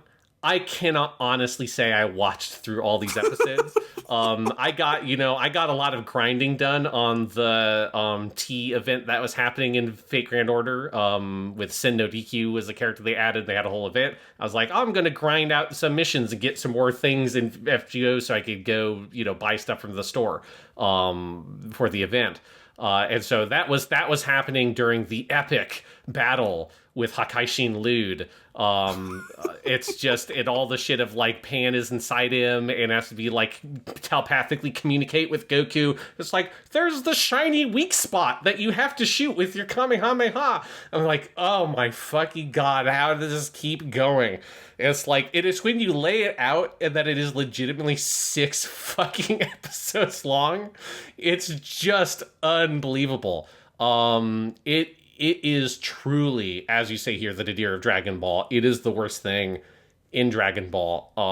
It makes the Garlic Jr. saga look like fucking the Saiyan arc or something. Like, it's just wild how bad this gets. Episode 12, I think specifically is the nadir of Dragon Ball as a franchise. I think it is the worst episode of Dragon Ball ever produced. It is completely limp and lifeless. Like, literally, Trunks spends the whole episode under a bunch of rocks. Yep. And that's before you get some of the grossest, rapiest shit I have ever seen in an anime, where Doltaki is straight up molesting a paralyzed Pan on camera. It is completely unconscionable. There is plenty you can criticize in some of the pervy shit in Dragon Ball and how much that humor affects you or not. But, like, Toriyama at least always did it in, like, a playful sense. This is an assault. This is rape. We are watching child molestation on screen. And I don't know, the show doesn't even seem to understand what tonally it's trying to go for. Like, at least when Kame Sennin does his rape, his pervy shit in Dragon Ball, the joke is always clearly on him for being an ass, and then he gets beat up, right? Like, this is, I'm not sure what it wants you to take away from this. It's just gross, rapey child predation. I hate it. I hate that it's associated with Dragon Ball. It is unwatchable. Like, you cannot keep your eyes on it. It's the opposite of can't take my eyes off this. It's the opposite of that. This is the worst. Yeah, it's as you say, I think one of the things that makes it so baffling. I mean, it's insane that it's in here at all, because it's all the stuff where it's like she gets turned into a doll and he's like trying to take off her clothes and he keeps on getting interrupted. And as you say, the thing that's in some ways the most baffling part of it is you can't tell, why is this here? Is it supposed to be a joke, or is it supposed to be like incredibly dark and upsetting? Because it obviously is upsetting as an experience on the viewer, but they're not presenting it in that way. And so you're like, but they're also not presenting it like it's like supposed to be ha ha ha, this is, dumb pervy shit is happening. There's just enough of that, of him like constantly being like he's about to take off her clothes, and then like Dr. Mew or whoever the fuck it is gets on like the thing and stops him, where it feels like it's supposed to be kind of funny, but they're not really playing this off like it's a comic scene in the way they would, as you say, the Master Roshi stuff. And you're just left like utterly baffled about, why is this here? Why do you go so far? Why do you linger on it for such a huge chunk of time? Because when I say that there's only one thing that happens in the episode of Dragon Ball GT, this is the one thing that happens in this episode of Dragon Ball GT. It's like the primary focus of the episode. As you say, Trunks is like out of commission for the whole thing, because Trunks can't do 2 things in an episode of GT. He gets the one thing he gets to do. The one thing he got to do in this one is he got to be under a pile of rocks, and that's it. And it's just, it is so baffling that, yeah, you're right that it's the worst thing in Dragon Ball, in so many ways, and it's enough that it is the weird rapey shit, but that's not even it. Like, it's the weird rapey shit, and everything else around it is as bad as any of the other episodes we've talked about in terms of pacing, in terms of like plot and story writing. As part of things that makes the rapey content in here so baffling is that there's no narrative purpose being served, because there's no narrative purpose being served by anything in Dragon Ball GT at any point in this whole stretch of episodes. And so it having all of that, and then on top of it doing this shit, it's, as you wrote in your notes here, it's unconscionable. Unconscionable. Terrible episode. This is also where you've got the whip that turns into a villain and they have to fight that. All of it's bad. And here's another inexcusable thing, is that in the final episode of the Lude Saga, there's an inexcusable missed callback. As a Dragon Ball fan, I'm going to plant my flag here. The plot of the final episode involves Goku and Pan having to time their hit on Lude Pan is inside, Goku is outside, and Goku has no rhythm, so doing 1, 2, 3 doesn't work. So they suggest, Goku, let's use a different phrase. And I sit up in my seat going, are they going to do Janken Pan? Are they going to do the rock, paper, scissors thing from Dragon Ball when Goku was a kid? Because they made him a kid, and they're calling back to that period of Dragon Ball. They're totally, it's a 1, 2, 3 thing they have to do. We're going to do rock, scissors, paper, rock. We're going to do it again. We're going to do it again. No. It's Dragon Ball GT. We can't have nice things, and instead he recites random food words because that is the extent of this show's understanding of Son Goku. Fuck off. Yeah. Fuck all the way off. Yeah, because this is the other side of it being unwatchable. Part of it is the rapey shit in the other episode. Part of it is just like, this is the most uninteresting fight you have ever seen in your whole life. Like, it's all this is where I was really just on the FGO, just grinding shit out. It's like, I cannot watch this. It's so boring. How long it spends on them setting up from the title of the episode, the strategy to defeat Lude. How long it spends on that, and the weird telepathic communication. You've got the fucking Par brothers there, who we haven't even really talked about them. They're here as these just we don't need to talk about them, Sean. Weird bullshit random side characters, and as like the strategy of the rhythm and all that. I'm like, what is happening here? There's no, like, has Goku having no sense of rhythm ever been a thing? He's a martial artist. Like, what do you mean he has no sense of rhythm? Like, I don't know. He says he seems to have a good sense of rhythm when he gets hop, mate, ha. He has the same rhythm every time he does that shit. I don't know. It's just like so random. Just we're fumbling to come up with a plot here. It's just and I'm kind of joking about the scissors paper rock thing, but at the same time, like, if this show had a real love for Dragon Ball, and there's just no sense that in a story sense, I think in an art sense, in a voice acting sense, yes, but in a narrative sense, there's no sense of any love or for connection to the history of Dragon Ball. Like, it's so obvious. I'm just sitting there watching, I'm like, oh, he needs to do a 1, 2, 3 thing, and he's Kid Goku, but you don't do that? What are we even making the show for? If you're not going to do at least that base level of fan service, why are we here? Yeah, because the whole setup of that fight is already so boring that the most you could hope to get out of it is like a cameo from an old move from original Dragon Ball. Yes. That's like, that's the most you could get out of it, and they can't even get there. No. All right, Lude, fuck off. Then we have a 2-episode mini-arc I'm calling Giru the Hero / Giru the Traitor, which is where in episode 15, Pan hears Trunks talking about we got to get rid of Pan, which, to be fair, she's been only a liability so far. Trunks might have a point. And they're on a desert planet, and she runs away, and Giru saves her, and they become friends. And then in the next episode, they land on Machine Planet M2, and Giru turns out to be seemingly a traitor. And this is where the show starts to turn it around. Yes, this is where the show suddenly becomes watchable, and it's extremely stark. I think like it's really like in the terms of a writing sense, in terms of also the direction. I mean, I think that's the thing we haven't talked about with those earlier episodes is also they're just, the art is fine in terms of the animation isn't bad or anything, but the storyboarding is really dull. And it's one of the things that contributes to how boring those episodes are. And I think right away in episode 15, it just has such a better sense of atmosphere. You get the sense of the desert planet and the heat and all that kind of stuff. Like, it just, as soon as the episode starts, you're like, oh my God, there's like a show here being made. I mean, it feels like they have kind of rallied the troops around whatever the new vision of the show is, which is an actual vision for a show, not like an idea scribbled on the back of a napkin, which is all the Black Star Dragon Ball arc seems to have been originally before they abandoned it after finishing the script for episode 3. And here it's like, okay, yes, the desert planet, there's a arc around a character that's a part of our main cast. And so Pan, they actually sort of focus in on her characterization and her being like frustrated that nobody is kind of trusts her or will rely on her, and they want to get rid of her. It's like, yes, thank you. This is a plot line. This is a character. This is drama in development. Like, it's not amazing, I don't want to make the mistake of sort of, because it's so much better, elevating it in a more absolute sense, but it's like a competent episode of TV. And that's, I feel like, what you get for the most part from here on. There are some bad episodes in here. But for the most part, it's like, yeah, this episode is fine. Like, it tells a story. It still ends up oftentimes, I think, being in a weird place where there's kind of only one major thing that happens in an episode, but at least that major thing feels more revolved around a character, and digging into that kind of stuff. It's like, it's so weird just how immediate that shift feels, kind of from every angle of the production. I think one thing that might have contributed to that here is that the staff from the movie The Path to Power comes back in here. A couple episodes earlier from 15 is the first episode that Tadayoshi Yamamoto comes to do animation direction.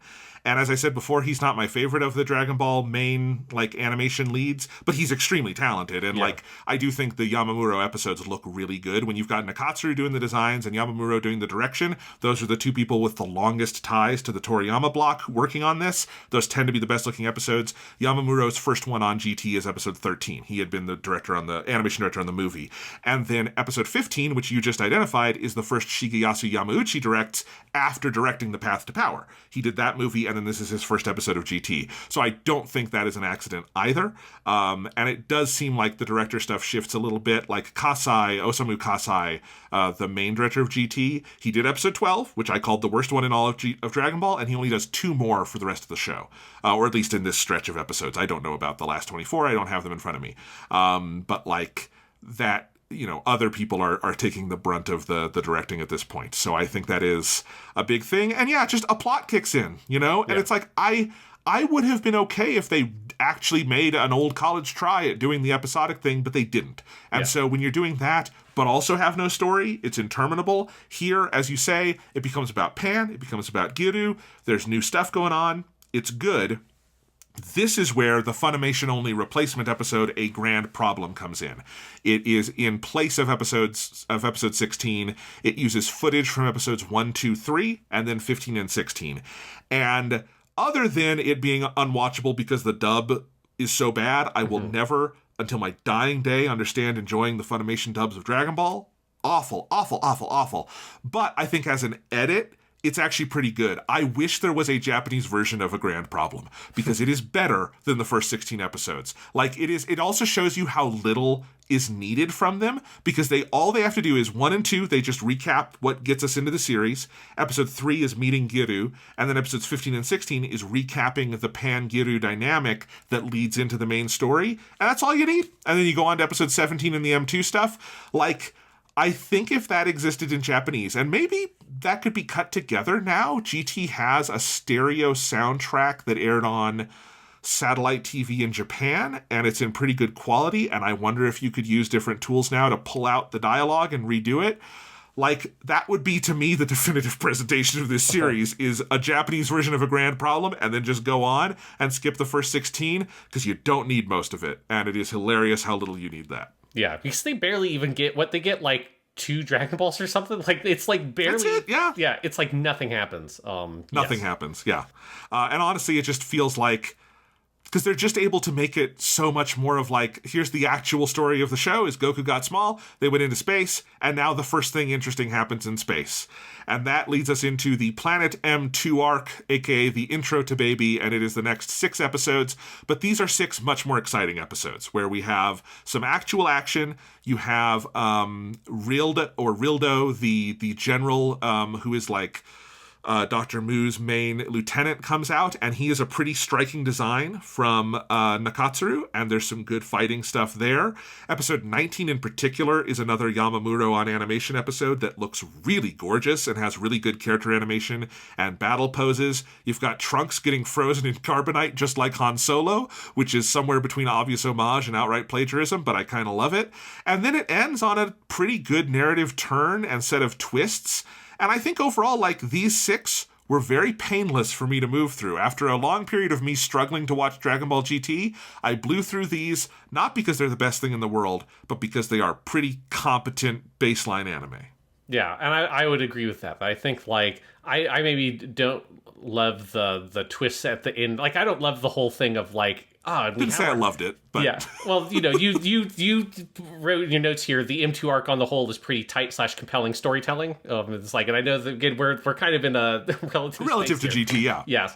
But I think there's a pretty big ass pull with the like, oh, I got frozen in carbonite on purpose because it was all a grand plan where sometime in between episode 16 and 17, Giru and Trunks, we've like hatched this whole scheme and kept it secret from you guys. It's like, oh, okay, it's between episodes 15 and 16. It's apparently after the desert planet. They went to M2 on purpose. Look, is it kind of ridiculous? Yes, but it fixes a couple of problems. It makes Trunks active again. It lets him be like a character. It lets Giru be a character. There's an actual turn, like there's actual drama. Isn't he their friend? Things are happening. The lives seem in danger. Again, I compelling is the wrong word, but competent I think is the right word. Yes. I think I would generally agree with that. It's, the ending there is a pretty big ass pull. But there's a lot of good stuff, like, and this for me is like where this is my favorite part of the show in terms of its look. I don't always love in the baby arc when you get to Planet Tuffle or like Sufuru or however we want to talk about it here, pronounce that one. But Sufuru. Like, yeah, like the pink skies and all that kind of shit. I don't really love the way the show looks there all the time. I love the look of Planet M2. I love the metal world with its metal apples and all that kind of stuff. I think the animation really kind of pulls off the reflective metallic quality of the things on that planet. I just think like the look of the show is really strong here. And it's where you get more of that like sense of like, okay, this is like moving up the sort of DBZ movie ranking of relative quality. Like all the like GT it has such the feel of some of those DBZ movies that I'm like, okay, this is like getting up there. We're maybe out of like, we're definitely above Bio Broly territory. We're not really to any of the good ones, but we're maybe a little bit above like Lord Slug. It's like we're not in the, we're not fucking in the shitter right now. There's some decent stuff here. I did have a like totally fabricated memory that in the Goku General Rildo fight that Goku goes Super Saiyan 3. I was so convinced that happens and that's the first time he goes Super Saiyan 3, and then it happens again when he fight Baby and then he loses there, and I was shocked when he did go Super Saiyan 3. And I'm fairly convinced that is because I played Budokai Tenkaichi 3 sometime after the last time I watched Dragon Ball GT, and those characters are in there, and I'm like, did I just play that game and turn Super Saiyan 3 Goku like the story mission there or something? I don't know. But like I've totally fabricated that, and it would have been better because I do think the General Rildo fight starts off pretty good. I think it gets really boring. I think this show has a problem with like it has a hard time actually having Goku fight another humanoid opponent. It's the same thing that happens with the Baby fight, that as soon as it turns into Great Ape Baby, they just don't know how to present that fight. Which, to be fair, I don't think there's a great way to present that fight because of how different their statures are. It just becomes really weird. And when General Rildo turns into like, I'm just like the planet now, and you're just sort of fighting the planet, there's some good animation in there, but dramatically from a fight perspective, it just loses a lot of its interest. And there's also a very weird moment at the beginning of that when he first shows up that Goku's like sensing his ki, and he goes, oh, I have what an evil ki. It's even more than Majin Buu's. And I'm like, is it? Because I think maybe that's the other reason why I thought he went Super Saiyan 3, because it's like, I mean, that's when you're talking Majin Buu, you're Super Saiyan 3 scale. And I do think GT has a hard time sort of figuring out what is its scale. How do you make the fights feel like they are like big and powerful and epic as an extension of the fights we saw in Dragon Ball Z? I think like it struggles with all of that kind of stuff in terms of the action, and you feel that in some of those later parts of the Rildo fight. So this section has its issues, but overall it is like a decent little chunk. Like it's fun to watch, it's competent, it's got some good narrative material with the characters. Like Pan has a whole arc of her wanting to get into the like big facility. Do they spin their wheels a lot and have her get thrown out of that facility like 3 or 4 times more than they needed to? Yes, it still is spinning its wheels. It still only has one thing happen in an episode. It's just the one thing starts to be more interesting and focused around the characters, and that's where I think the improvements come from. Yeah, but I would say this stretch through about where Goku is first defeated by Baby on Earth is about the best stretch of GT. You're probably There's right. good stuff in here. I think Nakatsuru's art really shines through. I'd forgotten he was one of the main character designers and artists on all the original Digimon stuff, on Digimon Adventure and the second Digimon Adventure show and all of the early movies. And like, you can tell, like, this is he's so good at that kind of angular digital, like, techno, like he could do a great mecha anime. Yes. And like, it's one of the things I'm excited to actually, eventually we're going to do a whole episode on the Digimon Adventure stuff, and that'll be very fun, in part to see him do something not Dragon Ball related, but like, you could tell, especially in the late 90s, he had a really good sense of that kind of design language, and GT uses it well here, uses it less well in other places, but it looks good here. So that's all the M2 stuff. Then we have 2 episodes with Baby in Space, where I think, like, there's a decent twist here where we seem like we're going back to episodic narratives where they have to get the Dragon Ball off of this derelict ship going into the sun, but actually it is still the Baby story because he's here and taking over bodies. So it's a nice way to do that narrative turn. That first episode where they're on the derelict ship is also a pretty good example of how stark the tone has shifted in GT, because instead of the Dragon Ball involving goofy antics with a giant and Pan dressing up in the skin suit of a bee, it's a harder sci-fi scenario involving a ship being pulled into a star. It's not revelatory or anything great, but it feels like the kind of thing GT should have been doing earlier if it wanted to differentiate itself. And, you know, we're actually building some narrative momentum here. Yeah. And this is where, like, you get Baby, where you get just a little bit more of that kind of, like, soft horror vibe, which is something that you get from all the DBZ villains. And I think that fits in here. I guess everything post Vegeta, right? Like, Frieza has this very, like, alien, I mean, he's literally alien, but the way he's presented, he's kind of frightening, particularly as he, like, transforms, and just his overall design is kind of creepy. Obviously, Cell has a lot of body horror, way more than anything else, but Boo also has the, like, he's turning people into chocolate and fucking eating them. There's the horror quality to the villains in DBZ that I think Baby is a good addition to. Like, if you're throwing this in with the movies, which again in my head it kind of just totally fits in those same places, I think Baby's better than basically any of the movie original villains. I really like characters like Janemba, but Baby has, like, a thing to him, both in terms of his characterization, obviously is more involved, but I just think, like, the design, the tone, all the stuff of where Baby is revealed in the, like, whole capsule or whatever that Dr. Mu has, and when he gets out and he's this small kind of weird thing, there's just something upsetting about it. And then the way that he infects people and just kind of, like, pops out of their chest, it can sometimes look a little bit goofy with how they do it, but it still gets that horror vibe. And I think that's part of the tonal thing you're saying here. There's both the sci-fi component, but there's also this kind of horror component that I think just fits really well with Dragon Ball.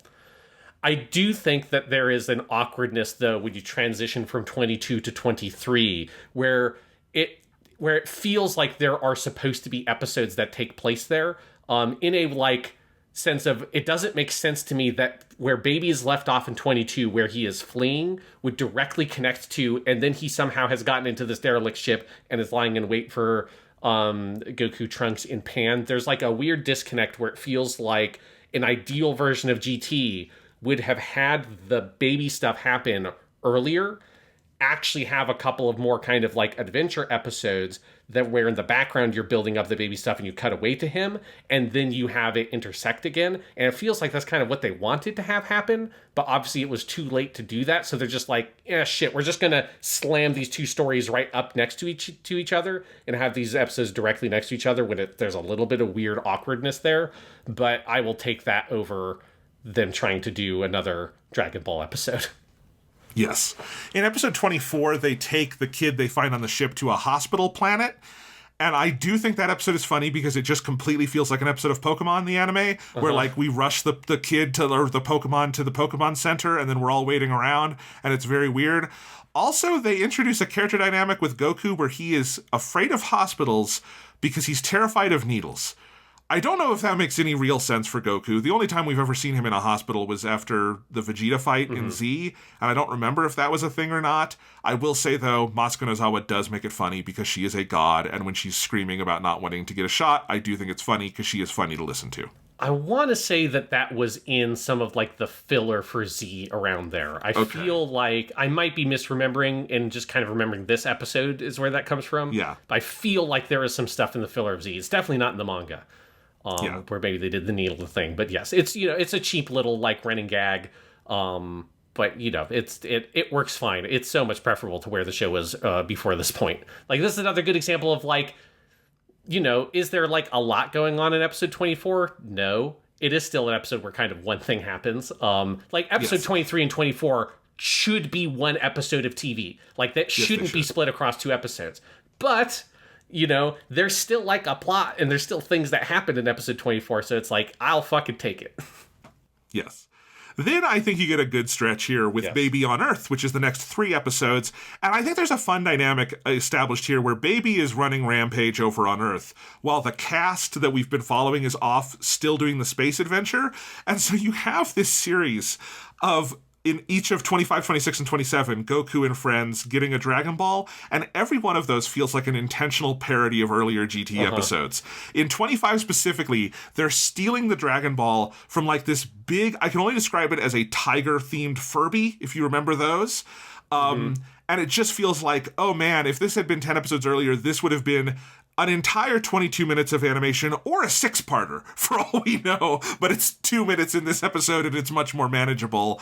Meanwhile, on Earth, Baby is doing his thing, taking over different members of the cast, and this is where I feel like I'm probably most engaged with GT because I don't know if like in a plot sense more than one thing is happening per episode, but you at least have more characters bouncing off one another. You have Masuko Nozawa voicing like 7 different versions of her characters in one episode. You have the whole extended cast bouncing off each other here. You got Vegeta and his mustache.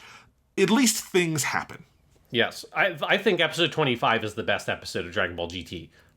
Yes. Like that's the one that feels like that's a full episode. That's like it's got a full plate there for you. It's like it's a legit episode of TV. And it's got the, it starts off with the Vegeta stuff, and that's one of the places where I just noticed like the direction of the storyboarding is just more interesting because Vegeta shaving his mustache is intercut with, I think it's Bulma and Chi-Chi are like talking in the living room or something like that. And you have like the intercutting of that with the sound of the water coming out of the faucet as he's shaving. And at first you don't know what he's doing, and the reveal that he's shaving the mustache off. Like that stuff it's really nice storyboarding, editing, direction that just is like, it's not mind-blowing. I'm not talking about a Kyoto Animation show or something here, but it's like entertaining and thoughtful, and it feels like there are artists here being able to express their like creative ideas, and that's coming through in the way it's directed, as opposed to those first 15 or so episodes where you just never got that feeling. And I think this episode has a lot of that. You have the focus on adult Goten, or older Goten, I guess, is nice. And it gives you there's just a breath of fresh air. I think you talked about it earlier with getting to this cast again and getting kind of out of the claustrophobia of only being with Goku, Trunks, Pan, and Gil for so long is really nice.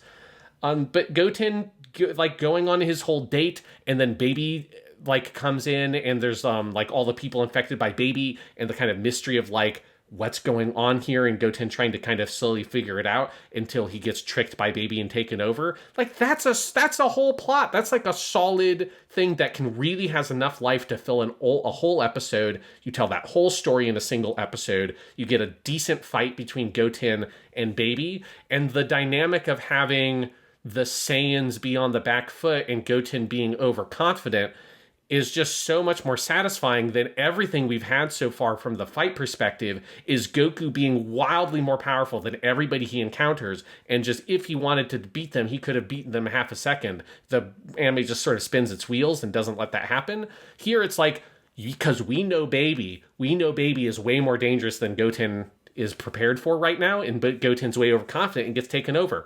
That's a good story. That has drama. That has action. That has character. And like the plot and the action comes naturally from the characters and where they're at. Like, goddamn, if every episode of Dragon Ball GT was as good as episode 25, this would be a pretty good show. It would be. This is also the only period in Dragon Ball where Masuko Nozawa gets an extended time to do adult Goten. Yeah. And she is a fucking god. I just don't know what else to say, because it's yet another distinct voice. Like, basically, because young Goten sounds more like young Goku than young Gohan, she also has adult Goten sound more like adult Goku from early Z, but he's a little goofier. Like, the writing is also decent here, because you get this sense that, like, Goten is well-spoken because he was raised by Chi-Chi. So he doesn't talk like a country hick the way Goku does, but he also doesn't take to it naturally the way Gohan does. And the way she differentiates all of that, because Gohan is in these as well, and if I had my eyes closed, I can tell her Gohan, Goten, Goku apart so easily. And in this stretch, it's even more impressive because she's doing adult Goten possessed by baby, adult Gohan possessed by baby, and then over in the space stuff, Goku, who is kid Goku, but is also kind of sounding like adult Goku. We always wind up just singing the praises of Masuko Nozawa, and I think it's because she is truly as good, if not better, than anyone else who has ever done this, and she is a god among voice actors. Yeah, it's great. And it's one of those things where you visit, that you have this whole Goten episode that you once again are faced with the sad reality that Goten was not part of that space crew. I mean, I guess if he was, you wouldn't be able to get this episode. But it's like, he's such a fun character. They have such a better, clear vision for a character here than they do for older Kid Trunks. Which I guess is a weird way to refer to it, but you know what I mean. That, like, it's like, God, there's such an interesting, lively character here in this version of Goten.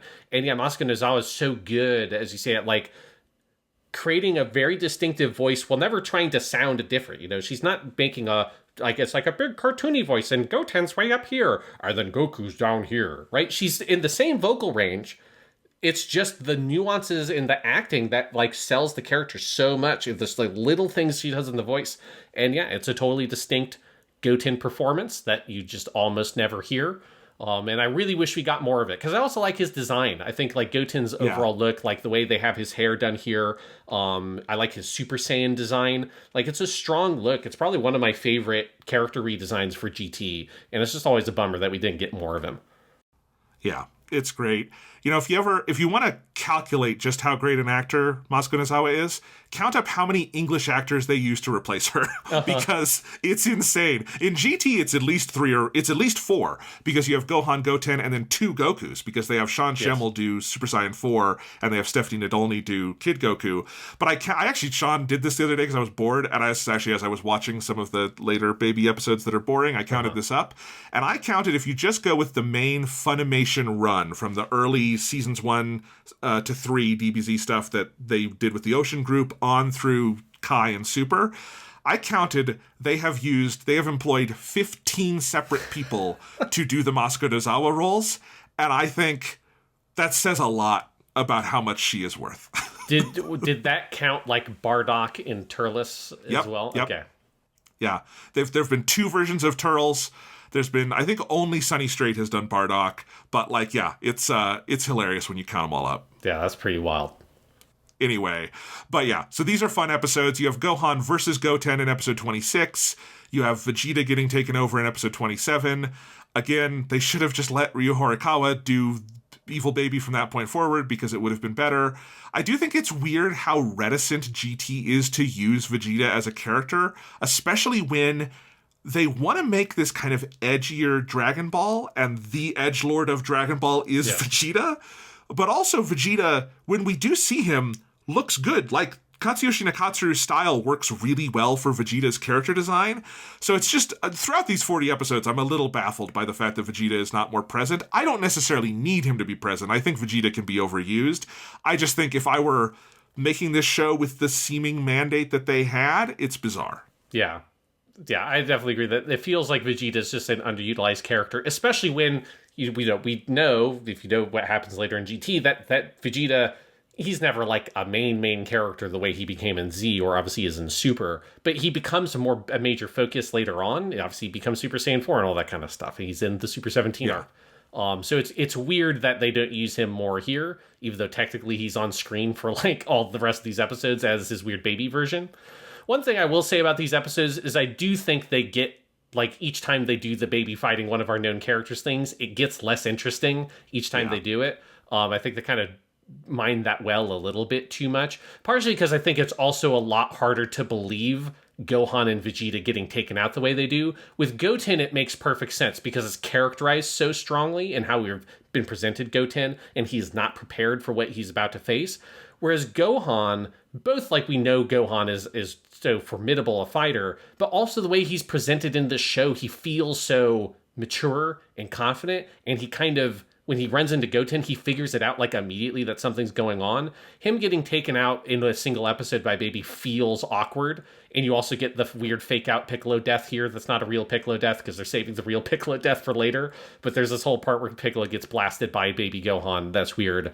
And then also Vegeta, like, not sort of being able to deal with this. It just feels a little bit like we know we want Baby to end up in Vegeta, but we also know we can't take too many episodes to get to that point. So they just kind of force that plot point, even if it doesn't really kind of, I think, vibe with not just how you know these characters from Dragon Ball Z, but how these characters are being presented in these episodes of GT. It feels really convenient how easy or simple it is for a Baby to take them over, and how someone like Vegeta is just not able to resist that in any way, shape, or form, even when he's seen him be able to resist mind control with Majin and stuff and all that before.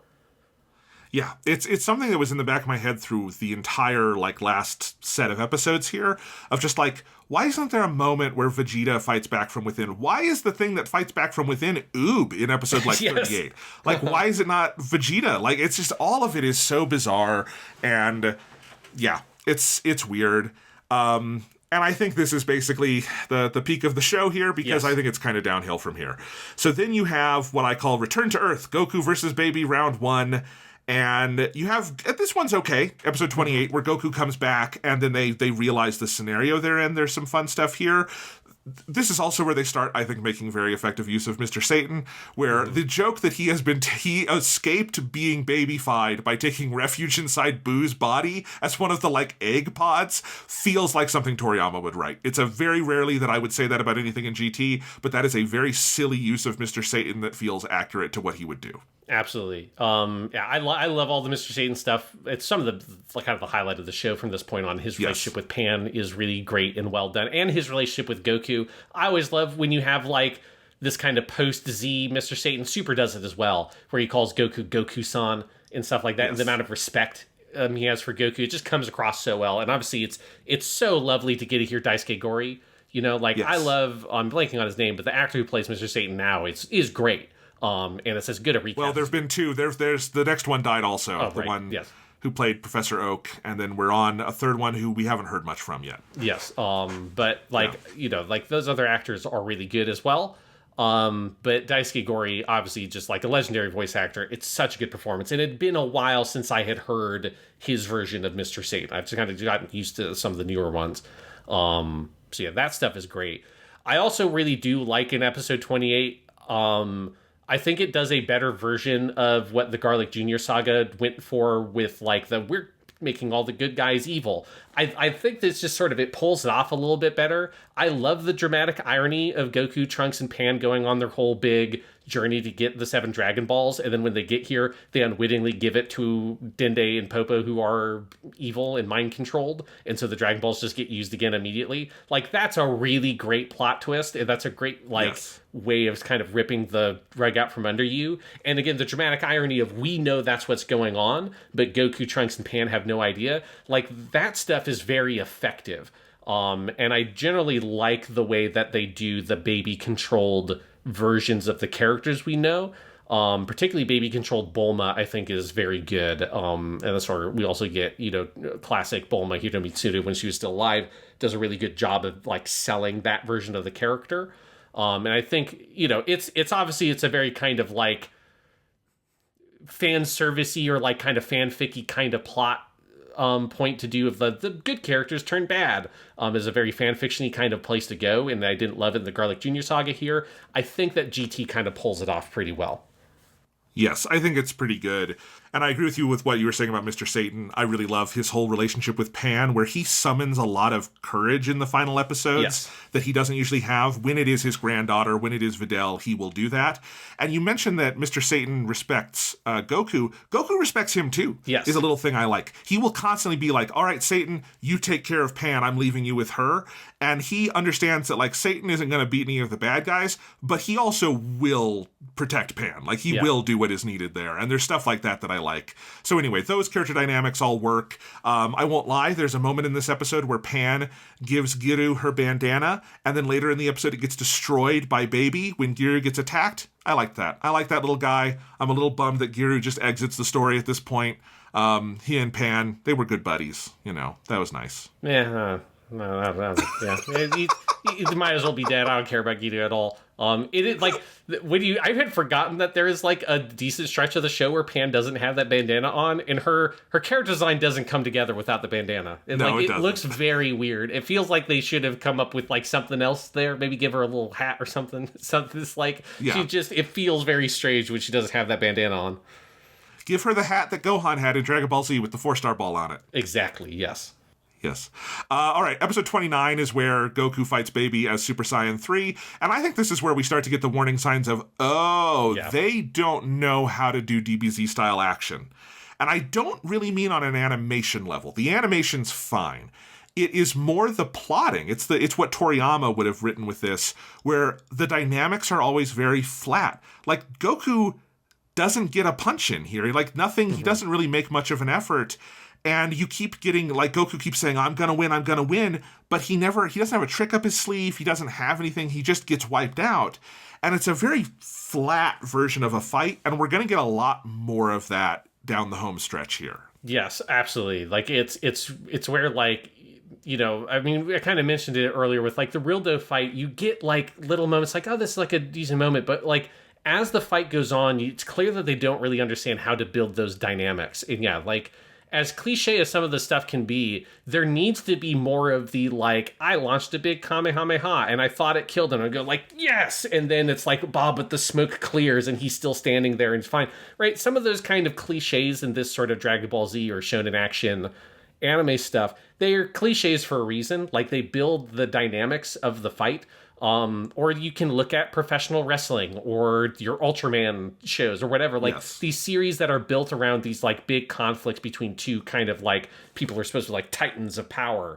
And the way you sell or no sell hits and the push and pull in those dynamics are so important to making it entertaining. And they're really, really bad at doing that. And it's where it's things like Goku going Super Saiyan 3 here is incredibly limp. Partially because, like, if they had, written in my, like, weird imagined Budokai Tenkaichi 3 adult fantasy or whatever, the Rildo fight, if you had set up that Goku can go Super Saiyan 3 and it was successful in an earlier fight, it failing against Baby would be more dramatic. And so it's like him just going Super Saiyan 3 and it, like, he gets, like, he attacks, like, one time, and then it just dispels because he can't hold on to the form as a kid. Like, it makes sense to me that he couldn't hold on to the form as a kid, but it feels like you should milk that moment for a lot more than they do. And there's a lot of stuff like that here. You also get the, like, Baby Vegeta transforming, which is, like, I think, like, the way that that's all done is just feels so sort of, like, again, limp. There's this whole mid-tier transformation that I forgot is only in like 3 minutes, that in my head is a bigger thing because it's in like all the games with Baby, is Super Baby 1, which is not really a thing, It's like he's there's this little like mid-transformation where he's kind of started to sprout his weird clothes that I guess just grow out of his body when he transforms into Super Baby 2, and that kind of stuff. But then all the, all the like mind-controlled Saiyans come and give him their Saya power, and that allows him to become Super Baby 2, which is what you think of when you think of Super Baby. And it's just all those moments just fall flat because there's not enough drama there. There's also not other characters that really can kind of come in because our cast is so thin. So you don't get like the dynamic in the Frieza fight, for instance, where you get to see the different transformations of Frieza and they all get a big moment, and you get that sense of despair that no matter what guys we throw at this, we just can't make a dent in him, and he's just got another transformation under his sleeve. None of those dynamics are here at any point or any phase of this fight. And I think flat is absolutely the right word to describe that experience. It just gets very dull. This is something the movies were also often pretty bad at. If you think of like the first Broly movie, it's just Broly beats the shit out of them for 60 minutes, and then Goku does a punch and wins. Like that's how this works too for the rest of these episodes. But really, the wrench is thrown in with the next 2 episodes where Goku is seemingly killed, and then we get, inexplicably, a filler arc. We get the 2-episode Sugoroku Space filler arc where Goku has to play games in another dimension. It's not as bad as some of the early GT stuff, but it's somehow even more pointless. You know, usually when Goku, quote-unquote, dies, there's a time you leave him behind for a while and you follow other characters, right? So, like... Yes. In the Vegeta saga, or the Saiyan saga, you have Goku literally dies and he's in the other world training with Kaiosama, or he's on the Snake Way, and you're following Gohan during his training, or then you're following the rest of the Z warriors doing the fight against Nappa, and that is an interesting time. Or in the Namek saga, Goku's gone for a lot of that, and it's all about Gohan, Krillin, Bulma, and then Vegeta doing all of their triangulation around Frieza, and that can be really interesting. But here... he dies and we follow him to go play games in another world. Like, it's so fucking off. The show had actually built momentum pretty well out of the Planet M2 stuff to here, and then these 2 episodes grind it to an utter abject halt, as do the next 2. But these 2 are particularly pointless. Yes, I distinctly remember it was after we recorded a podcast a while ago, and I had just gotten to these and had like talked to you about how hard it killed my momentum. Because this was one of the few places where I took a bit of a break watching GT, because it's like I was like, I can't deal with the fact that we're going to the Sugoroku thing, especially because I had forgotten that these existed until that next on preview where they show it to you. I'm like, oh, fuck, right. There's this whole weird episode where playing of like Sugoroku, which is basically just Candyland. You know, it's not even like an interesting board game. Yeah. And it's against the old man who cheats, but then it's actually a Tanuki guy. It's like, oh my God, how and why are these here? It feels so much like the examples you're talking about, Jonathan, of Goku dying or being absent in the anime. Like, I think if you're someone who only watched the anime and didn't read the manga, something you might not realize is those examples you talked about, there's nothing with Goku in the manga there. Like, There is no big thing of him going on Snake Way. There's no long shit of him training on his ship on the way to Namek. You know, you might get like one little cutaway at the end of a chapter just to be like, and he's doing some training, but that's it. You're not like having stories there. The anime adds those in, which is fine. Like I take that tends to be the kind of filler I think is pretty fine when DBZ did it. But this is like if all you did was one of those Goku filler episodes, like him falling off Snake Way into Hiffle or Hell, is the most what this feels like. And it's like that, but if you didn't have a meaningful other story that you're cutting to, because there is a lot of interesting stuff to show about what's happening on Earth, but they don't really do a lot of it here, and it's really baffling. Yeah, it's bad, and then I think the next 2 might be even worse, because then you have the Oob/Goku's Tail plot cul-de-sac. Yes. And boy, if you look up plot cul-de-sac in the dictionary, it's these 2 episodes, because you have 2 things happen in these 2 episodes. You have Oob comes in to do the fight, and you're like, oh man, they remembered Oob exists. This should be cool. But it is such a flat, lifeless version of a beloved DBZ trope, which is where the secondary hero fights the boss while Goku is off training. Yeah. That is a time-honored tradition. You have had, like, you know, Piccolo fusing with Nail and then fighting Frieza, or you'll have Majin Vegeta doing his shit, and they literally do those because in both cases, that is a case of someone, like, having a power-up or doing a sacrifice. And it just doesn't work here. First, because the show completely ignored Oob this entire time. For it to work, needs to be someone we know and care about. It should be Pan in the plot of the show, but it needs to be someone we cared about. But then they do this thing where Majin Buu, who has been hanging out with Mr. Satan, does this big sacrifice and combination to become what you coined Boob, Sean, where it is Buu and Oob combine. And it is this totally insulting imitation of those early examples of Piccolo and Nail, or Piccolo and Kami, or Majin Vegeta doing his big sacrifice. All of these are cases where a secondary hero did a big transformation or sacrifice that didn't end the battle, though in most cases usually achieved something and at a minimum moved the character development forward. Like Majin Vegeta doesn't defeat Buu, but it is the defining moment of Vegeta in Dragon Ball Z. Like, it is really crucial to him as a character in the story. Actually, it's not the defining moment. It's the setup for his defining moment, which is admitting Kakarot is better and helping to get the Genki Dama put together at the end of Z. But anyway, those are very important. But here, Oob becomes Boob, and then just goes out like a bitch. Just dies, just becomes a chocolate, just completely pointless. It's a complete plot cul-de-sac. You could cut it and you would never know it happened. Yeah, it all, like, the only payoff it has is just another, like, and we're just sort of spinning our wheels by having this one episode that, like, the whole episode is just like, can we all stand around Goku and power up so you can power him up? And Baby keeps on interrupting it until Oob's like, oh. And, you know, he's like, oh, you really thought that I would be so dumb as to get taken out by my own technique? I've been waiting as a candy in your stomach for episodes and episodes and episodes of Goku getting his absolute ass kicked, and I've waited for this moment for no clear reason that now I'm gonna go, and hurt you. You know, if, like, that's the payoff, like, that's a shit payoff. Because as you say, for those other ones, it's about the character, right? It's about Piccolo and Gohan being reunited, because Piccolo had a dramatic death. It's also about Piccolo being able to be on Namek, which is his home world, and getting to reconnect with his history, right? And stand up to Frieza in the way that Goku, as a Saiyan, also sort of, like, dislocated from his own history, will get to stand up to Frieza and to beat him, right? So it's like, it's so tied into the overall themes in Piccolo's characterization. You already laid out how all that happens with Majin Vegeta in the Buu arc.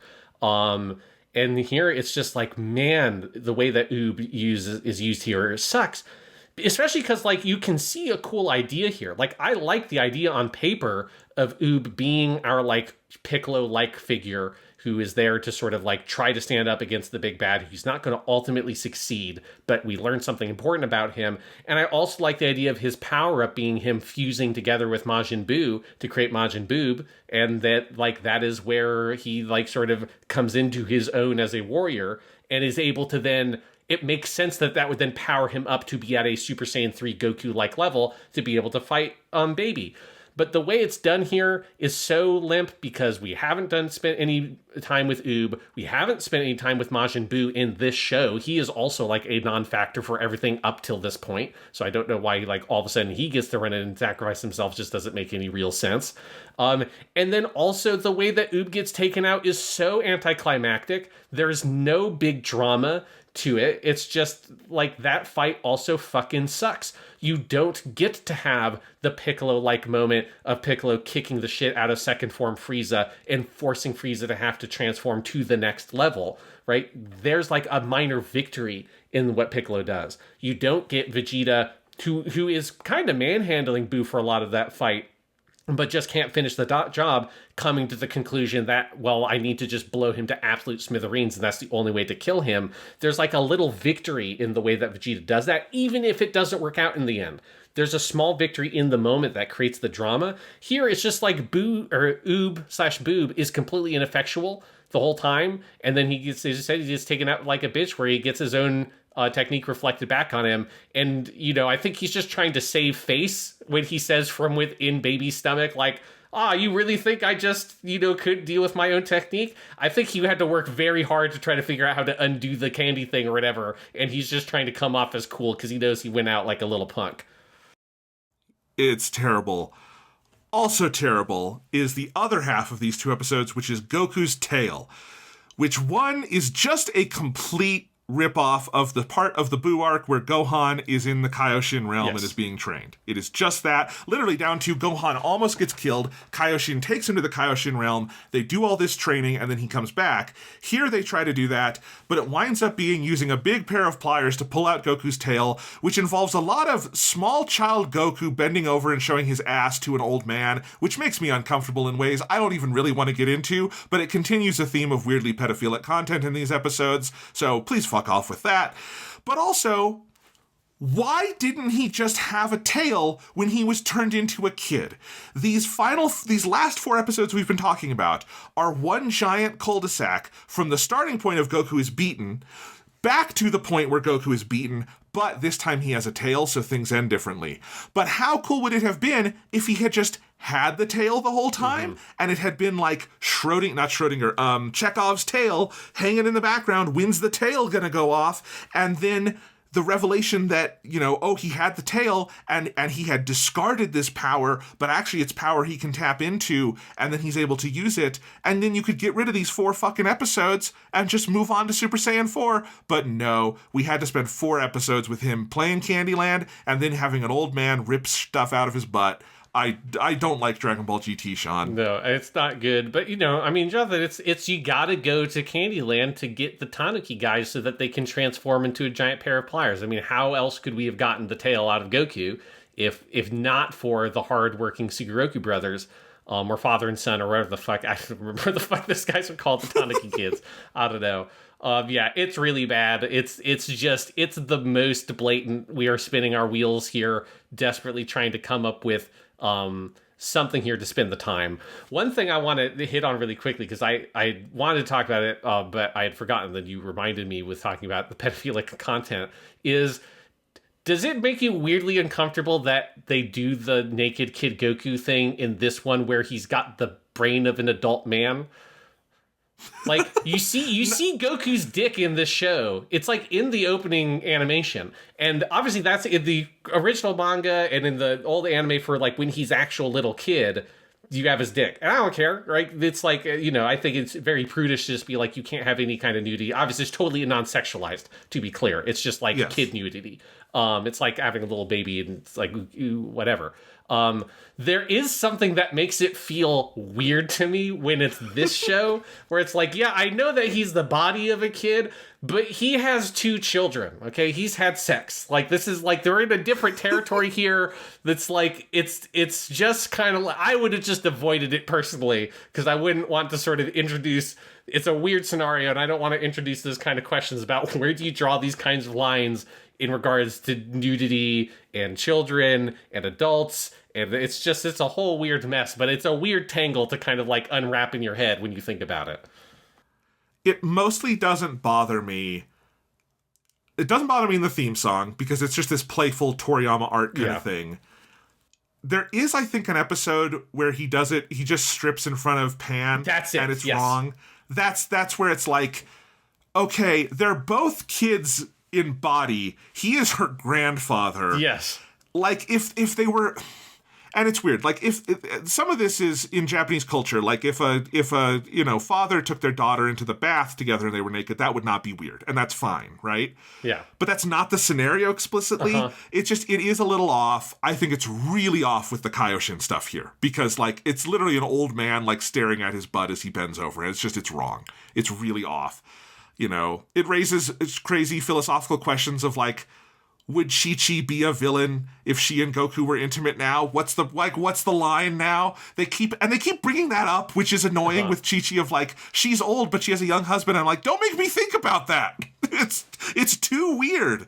So yeah, but I think it's mainly a problem around Pan and around the Dai Kaioshin. Yes, I think that scene with Pan is the one that made me think of it, just because like it made me think, well, if this was adult Goku, you would never have done this scene that way. Because it's not a like we're having a bath scene or whatever, and it's like a familial bathing scene. It is just like they're in the ship, and it's like there's just some weird shit around that, and especially after the show does this weird rapey shit with Doll Pan, it's like it makes me way less willing to look past some of that kind of weirdness. Yeah. So, there's a lot of stuff with Kid Goku that would be better if you don't think about it. And, to be fair, GT didn't think about it much at all. No. Finally, Sean, our final batch of episodes, what I have called The Birth of Super Saiyan 4 and the Death of Baby, parentheses, and randomly Piccolo. So here's the thing. Some of the best GT stuff is in here because you get Super Saiyan 4 and it looks rad as shit. Also, a lot of the worst stuff is in here, I think. It's a really inconsistent stretch. Yeah. In episode 34, I like the idea that it is Pan who is the one who triggers the final transformation in Goku. I think it is a more sentimental version of that scene than what Toriyama would write, but it is at least narratively satisfying on the level of Pan was central to this arc and she gets to be central here.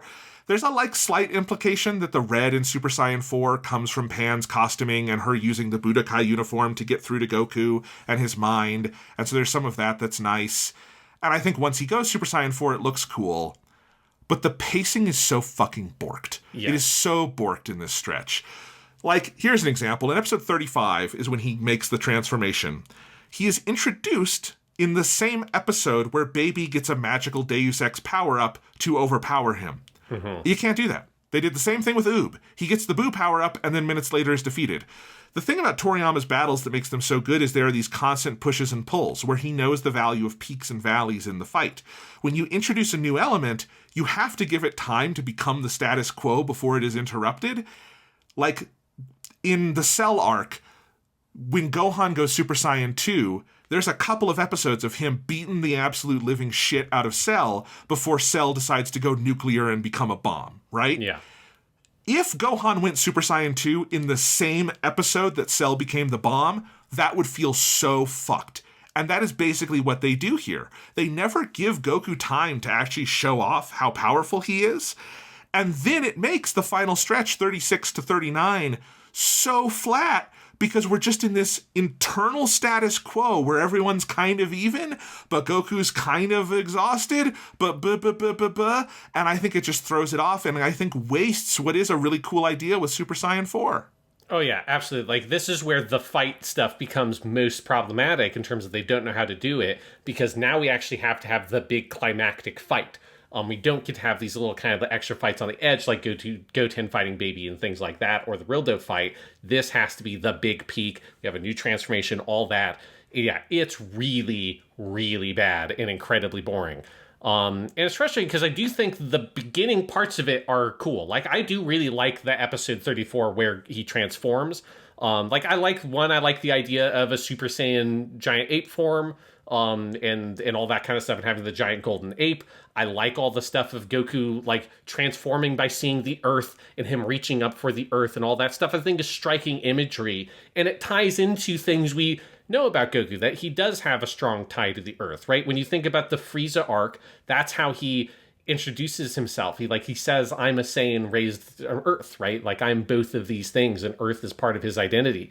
And so I think that has a lot of powerful kind of symbolic oomph to it. All that stuff of him reaching out towards Earth and then Pan kind of reaching to him by pulling out the little gi. I think it says a lot. I think it sells a hell of a lot about how badly this show has borked the Goku-Pan relationship, that the thing they have to rely on to be the thing that brings Goku back is something not in this show, but they have to show flashbacks to fucking the end of Dragon Ball Z. It's that says that you have not fucking done the character relationship you needed to do, because that's what you're pulling on, is my... I don't even know if you could call it nostalgia in the moment, because that would have been a couple of months ago or something at the time that this aired. But for us now, it's this is the proper Dragon Ball. And it feels like you're sort of doing this kind of appeal to authority almost by reaching back to an actual Toriyama moment and using that as the thing to bring Goku back. But whatever.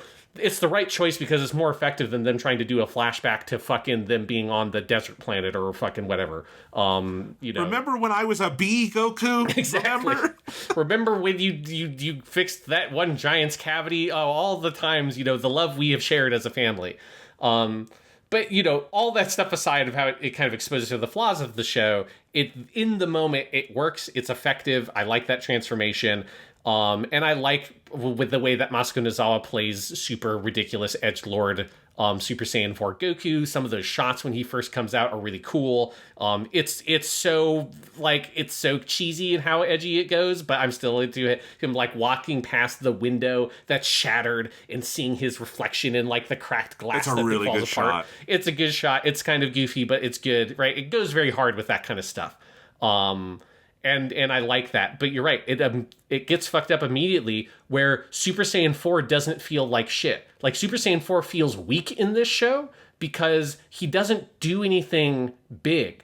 both in terms of he doesn't get a big moment like Super Saiyan 2 Gohan just murdering the Cell Juniors in a split second and then kicking the shit out of Cell, or Super Saiyan Goku just smacking Frieza all over the place. You don't get any of those big kind of power moments with him because it has to be immediately overturned with the baby getting his Blutz Wave power up or fucking whatever. And that becomes a problem. And I think also this, like, the action doesn't feel big scale. If you're comparing this to the Frieza fight, to the Cell fight, to some of the fights with Boo and like Kid Boo, those feel like so big. And the amount of like the destruction and the scale of the fight is so incredible. The size of the beams and all those kinds of things. Like the beam clash between Gohan and Cell is so huge. It feels like it's like a mile big. It's gigantic. The scale of things, even when Baby shoots a Gallic gun at the Earth, feels kind of small and limp. Like the Earth doesn't get blown up. It just sort of like something lands over there. And it's technically like supposed to be a big epic thing, but they never sell the scale of it. They never sell the power, the impact of any of these hits. And so it just ends up feeling like Super Saiyan 4 is very weak and kind of pathetic. Which is so in contrast with the design and the performance that it comes across as comedic in moments about how much of a weird disconnect there is between what the show is going for aesthetically here, when it tells us Super Saiyan is supposed to be, or Super Saiyan 4 is supposed to be, and what through the action they show us, which is that it kind of ain't shit and it sucks. There's also a little bit here where they bring back Kodirin and his family for a couple of cameos. Uh-huh. Here's one thing I will say that I think is a good marker for how good Dragon Ball is. Dragon Ball is almost always, to me, measured in how much you're using Krillin. Because he is, like, so closely to the heart of the show. Mm-hmm. And Toriyama, contrary to stupid English memes, never forgot Krillin. Krillin's always there in Dragon Ball. The least he is there is the Buu arc. And I would argue that's more a function of Gohan being the protagonist at the beginning than Krillin, like, being sidelined. And he actually is there still significantly in different parts of that story. The fact that you would make GT and just, like, Krillin's an old man who doesn't do anything anymore, like, you don't understand the story you're telling. I'm sorry, that's just kind of, you just don't get it. I'll wait until we get to the Super 17 arc. We'll talk about Krillin there. I know. Okay, well, we'll get there. All right, anyway, then you have in episode 38 is where everyone has to go around and give their ki to Goku so he can power up again. It's the same plot device as in Dragon Ball Z Movie 8, which is the first Broly movie, where everybody else has to give Goku their power instead of just working together and doing something cool. At least when Toriyama does this in the manga, it's usually in the form of the Genki Dama or something like that, and not just literally, everybody give me your power somehow. This isn't actually a thing in Dragon Ball, but we're pretending it's a thing. I actually think it's interesting that in Battle of Gods, Toriyama critiques this idea directly. Yes. Like, Goku becomes Super Saiyan God in that story through the other Saiyans. I actually think it might be an explicit rebuff to Dragon Ball GT, the way it's animated, because it's the exact same thing. It's where the other Saiyans get in a circle around him to pool their power. But in Battle of Gods, when he becomes Super Saiyan God, he doesn't like it. He expresses that idea to Beerus. He says, I'm powerful, but I don't like that I didn't get here on my own. And he winds up finishing that fight as a normal Super Saiyan. Like, Toriyama had a critique of this built in. I actually think it's maybe a topic for another day, but it is remarkable how much of revival-era Dragon Ball, like Battle of Gods to now, is Toriyama responding to shitty ideas in works he didn't write. And I think this is one of them. Well, he did it at the time as well, because I think that's part of the Buu arc, is that, right? That's like part of like Super Saiyan 3 as well, is I think it's like the whole thing of the movies always saving the weird transformation thing for the very end, even when it doesn't make sense. Like, that's what Gotenks does on purpose, and it fucks everything up. And I feel like it's kind of like Gotenks himself, I think, is a parody of those like either things that are similar to Dragon Ball, or in some ways like the movies and some of the ancillary Dragon Ball stuff, and what like people think Dragon Ball is, which is, they're all these like charging up all the time. We have these like transformations that we just keep on pulling out of nowhere, all these like crazy weird moves with these dumb fucking names, right? Like Gotenks is just all of that in one character. But yes, like I think it's like this series has a lot of those same weird tendencies that those movies did, and I absolutely do think that Toriyama, maybe unintentionally, I don't know, because part of me wonders if Toriyama ever even really watched Dragon Ball GT. I don't know. Like, I'm sure he'd say that he would have said that he probably did or watched some of it. I'm not convinced that you probably watched all of it, but who knows? But like, I definitely think that there is a kind of a built-in sense of him taking some of those things that other people do around Dragon Ball and making it more his own. Because yes, like the Super Saiyan God stuff feels so similar to the way this is done, the framing of it, even including down to the detail of like the last piece to get put into place is Pan. In this one, it's obviously like Pan running up. In Battle of Gods, it's Vidal's pregnant with Pan, and she's the last Saiyan to contribute to make Super Saiyan God. Like there's a lot of weirdly very specific similarities between those two moments. There really is. And, the only time Toriyama directly said this was when he said around Battle of Gods that Dragon Ball Evolution, the shitty Hollywood movie, was so bad it inspired him to come back for Battle of Gods and kind of take ownership again. And he would say that because there's no prohibition on shitting on Hollywood. Exactly. Anime directors can do that all they want, or mangaka can do that all they want. But I think it probably extended beyond just Evolution, given the kinds of stories that are told in Battle of Gods and in Super and in Broly, and, I think he had some of this on his mind, even if he never told us that. Yes, absolutely. Some other moments I want to point out in the fight that we kind of skipped over is I think maybe the two episodes that most illustrate the problem we're talking about here is episodes 36 and 37. 36, An Invincible Monster, the evil Ozaru baby, and 37, Incredible, Baby and Goku's double knockout, where 36 is the one where Super Saiyan 4 Goku uses his times 10 Kamehameha, right? When I'm talking about Gotenks is a parody. Like that's what he's a parody of. I don't know what the fucking 10 times Kamehameha is, but Super Saiyan 4 Goku uses it against Super Baby at the end of 36. And it's like, oh my god, even the 10 times Kamehameha didn't work. And Baby's just like, haha, like, I'm invincible, blah. And then 37 starts with him being like, haha, oh. And it's like, oh, I guess it did work. It just worked later. And then now both of them have knocked out all of their energy. And Goku and Baby are just on the ground for the whole episode while Kaioshin-sama goes around and gets the fucking sacred water or whatever and starts like bringing people back to their senses. And then at the end of that episode, both Baby and Goku get back up.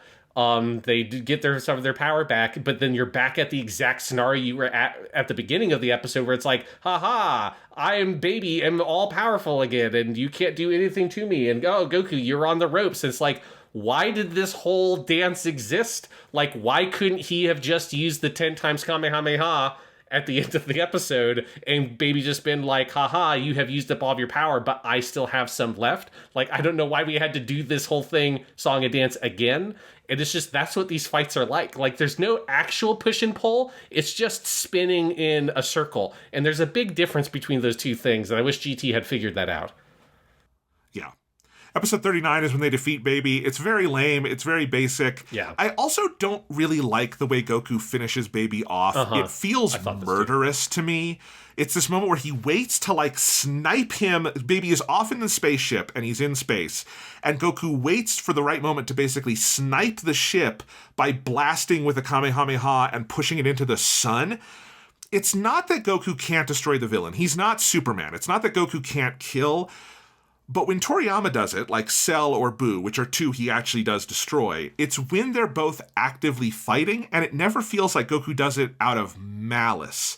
Like when, Cell is the closest because Gohan is fucking angry at him, but Cell is also fucking inviting it at that point. And then with Boo, I mean, Goku literally sends it off wishing for this person's resurrection or reincarnation so he can fight him in a better form again. Here it's like, I'm going to murder this motherfucker. And it just is it really feels wrong. Like, Super Saiyan 4 being an edgelord is different than this. I agree. Well, I think their reasoning is like, oh, this is edgy Goku. I think that's why they do it, but I'm with you. It feels really wrong in the moment.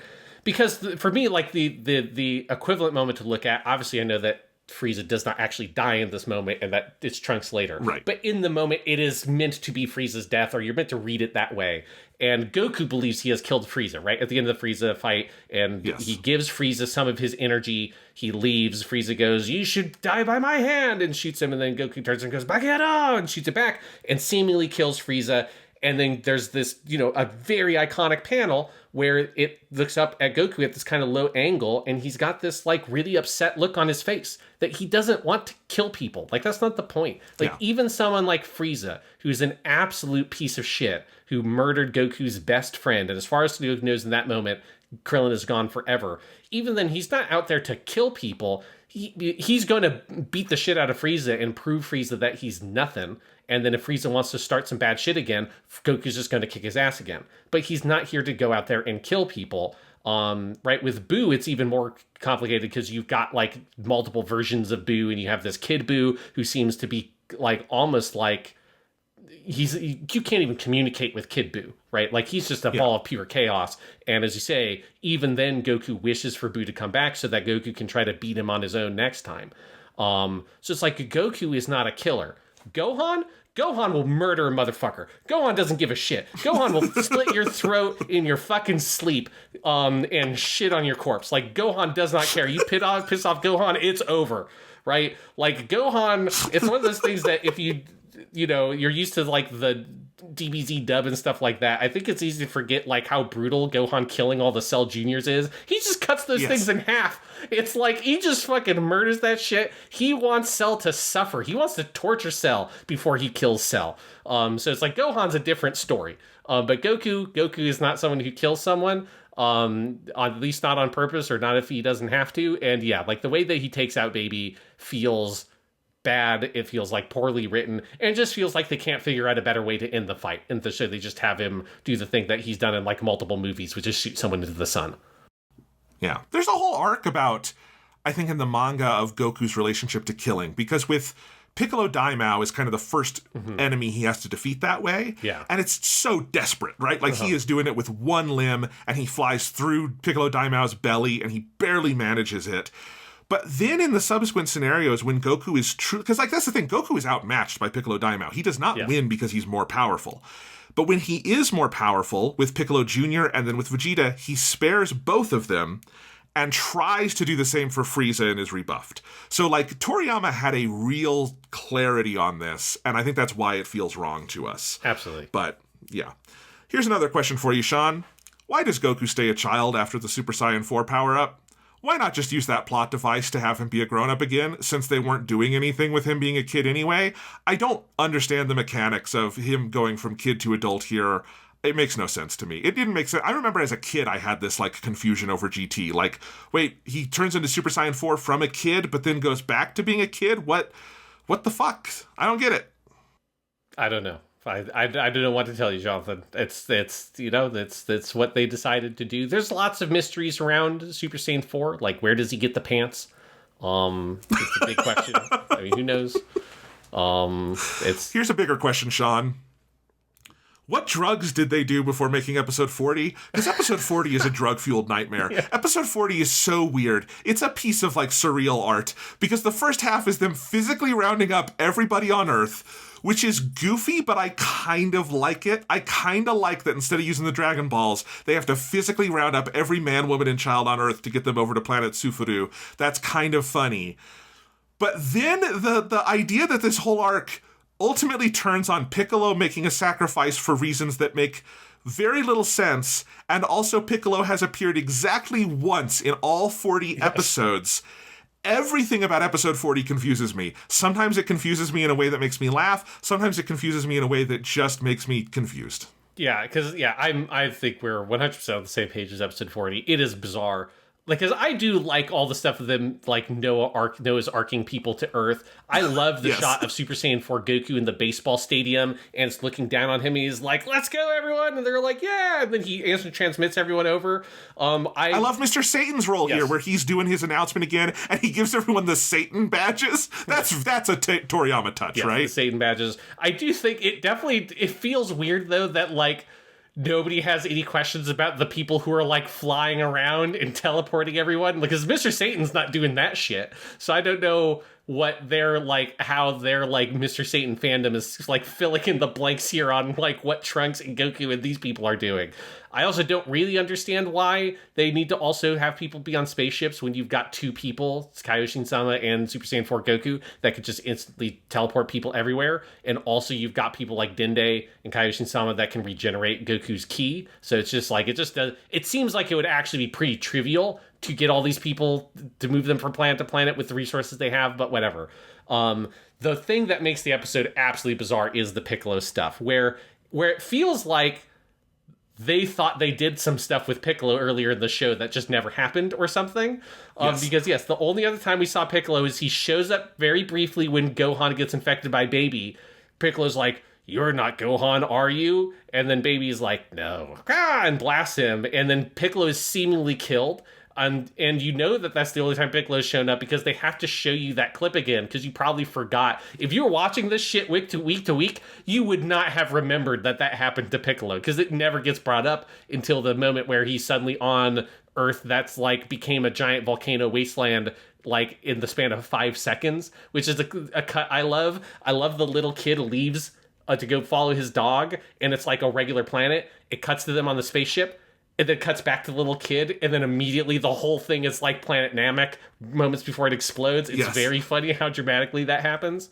But yeah, Piccolo chooses to sacrifice himself. He's going to stay behind on the Earth because the Black Star Dragon Balls were created by the previous Guardian of the Earth, or God, the Kami, when Kami before Piccolo and Kami originally defused, because obviously they fused together again. The Kami that Piccolo Daimao came off of that created Piccolo Jr. that they were, that there've been a lot of like splitting off infusions together, but the original Kami that he apparently made the Black Star Dragon Balls, and that dude was fucking high when he did that shit because he made the Black Star Dragon Balls, and if you use them, they scatter across the galaxy. If you don't get them back in a year, they all come back. And that dude didn't even know he had a spaceship because he had amnesia. So I don't know what his idea was of how anyone ever is going to use these Dragon Balls and get them back because you can't go get them because you didn't. Obviously, technically, there was his original spaceship out here, but he didn't know. That's the whole plot of how they get dynamic in the first place.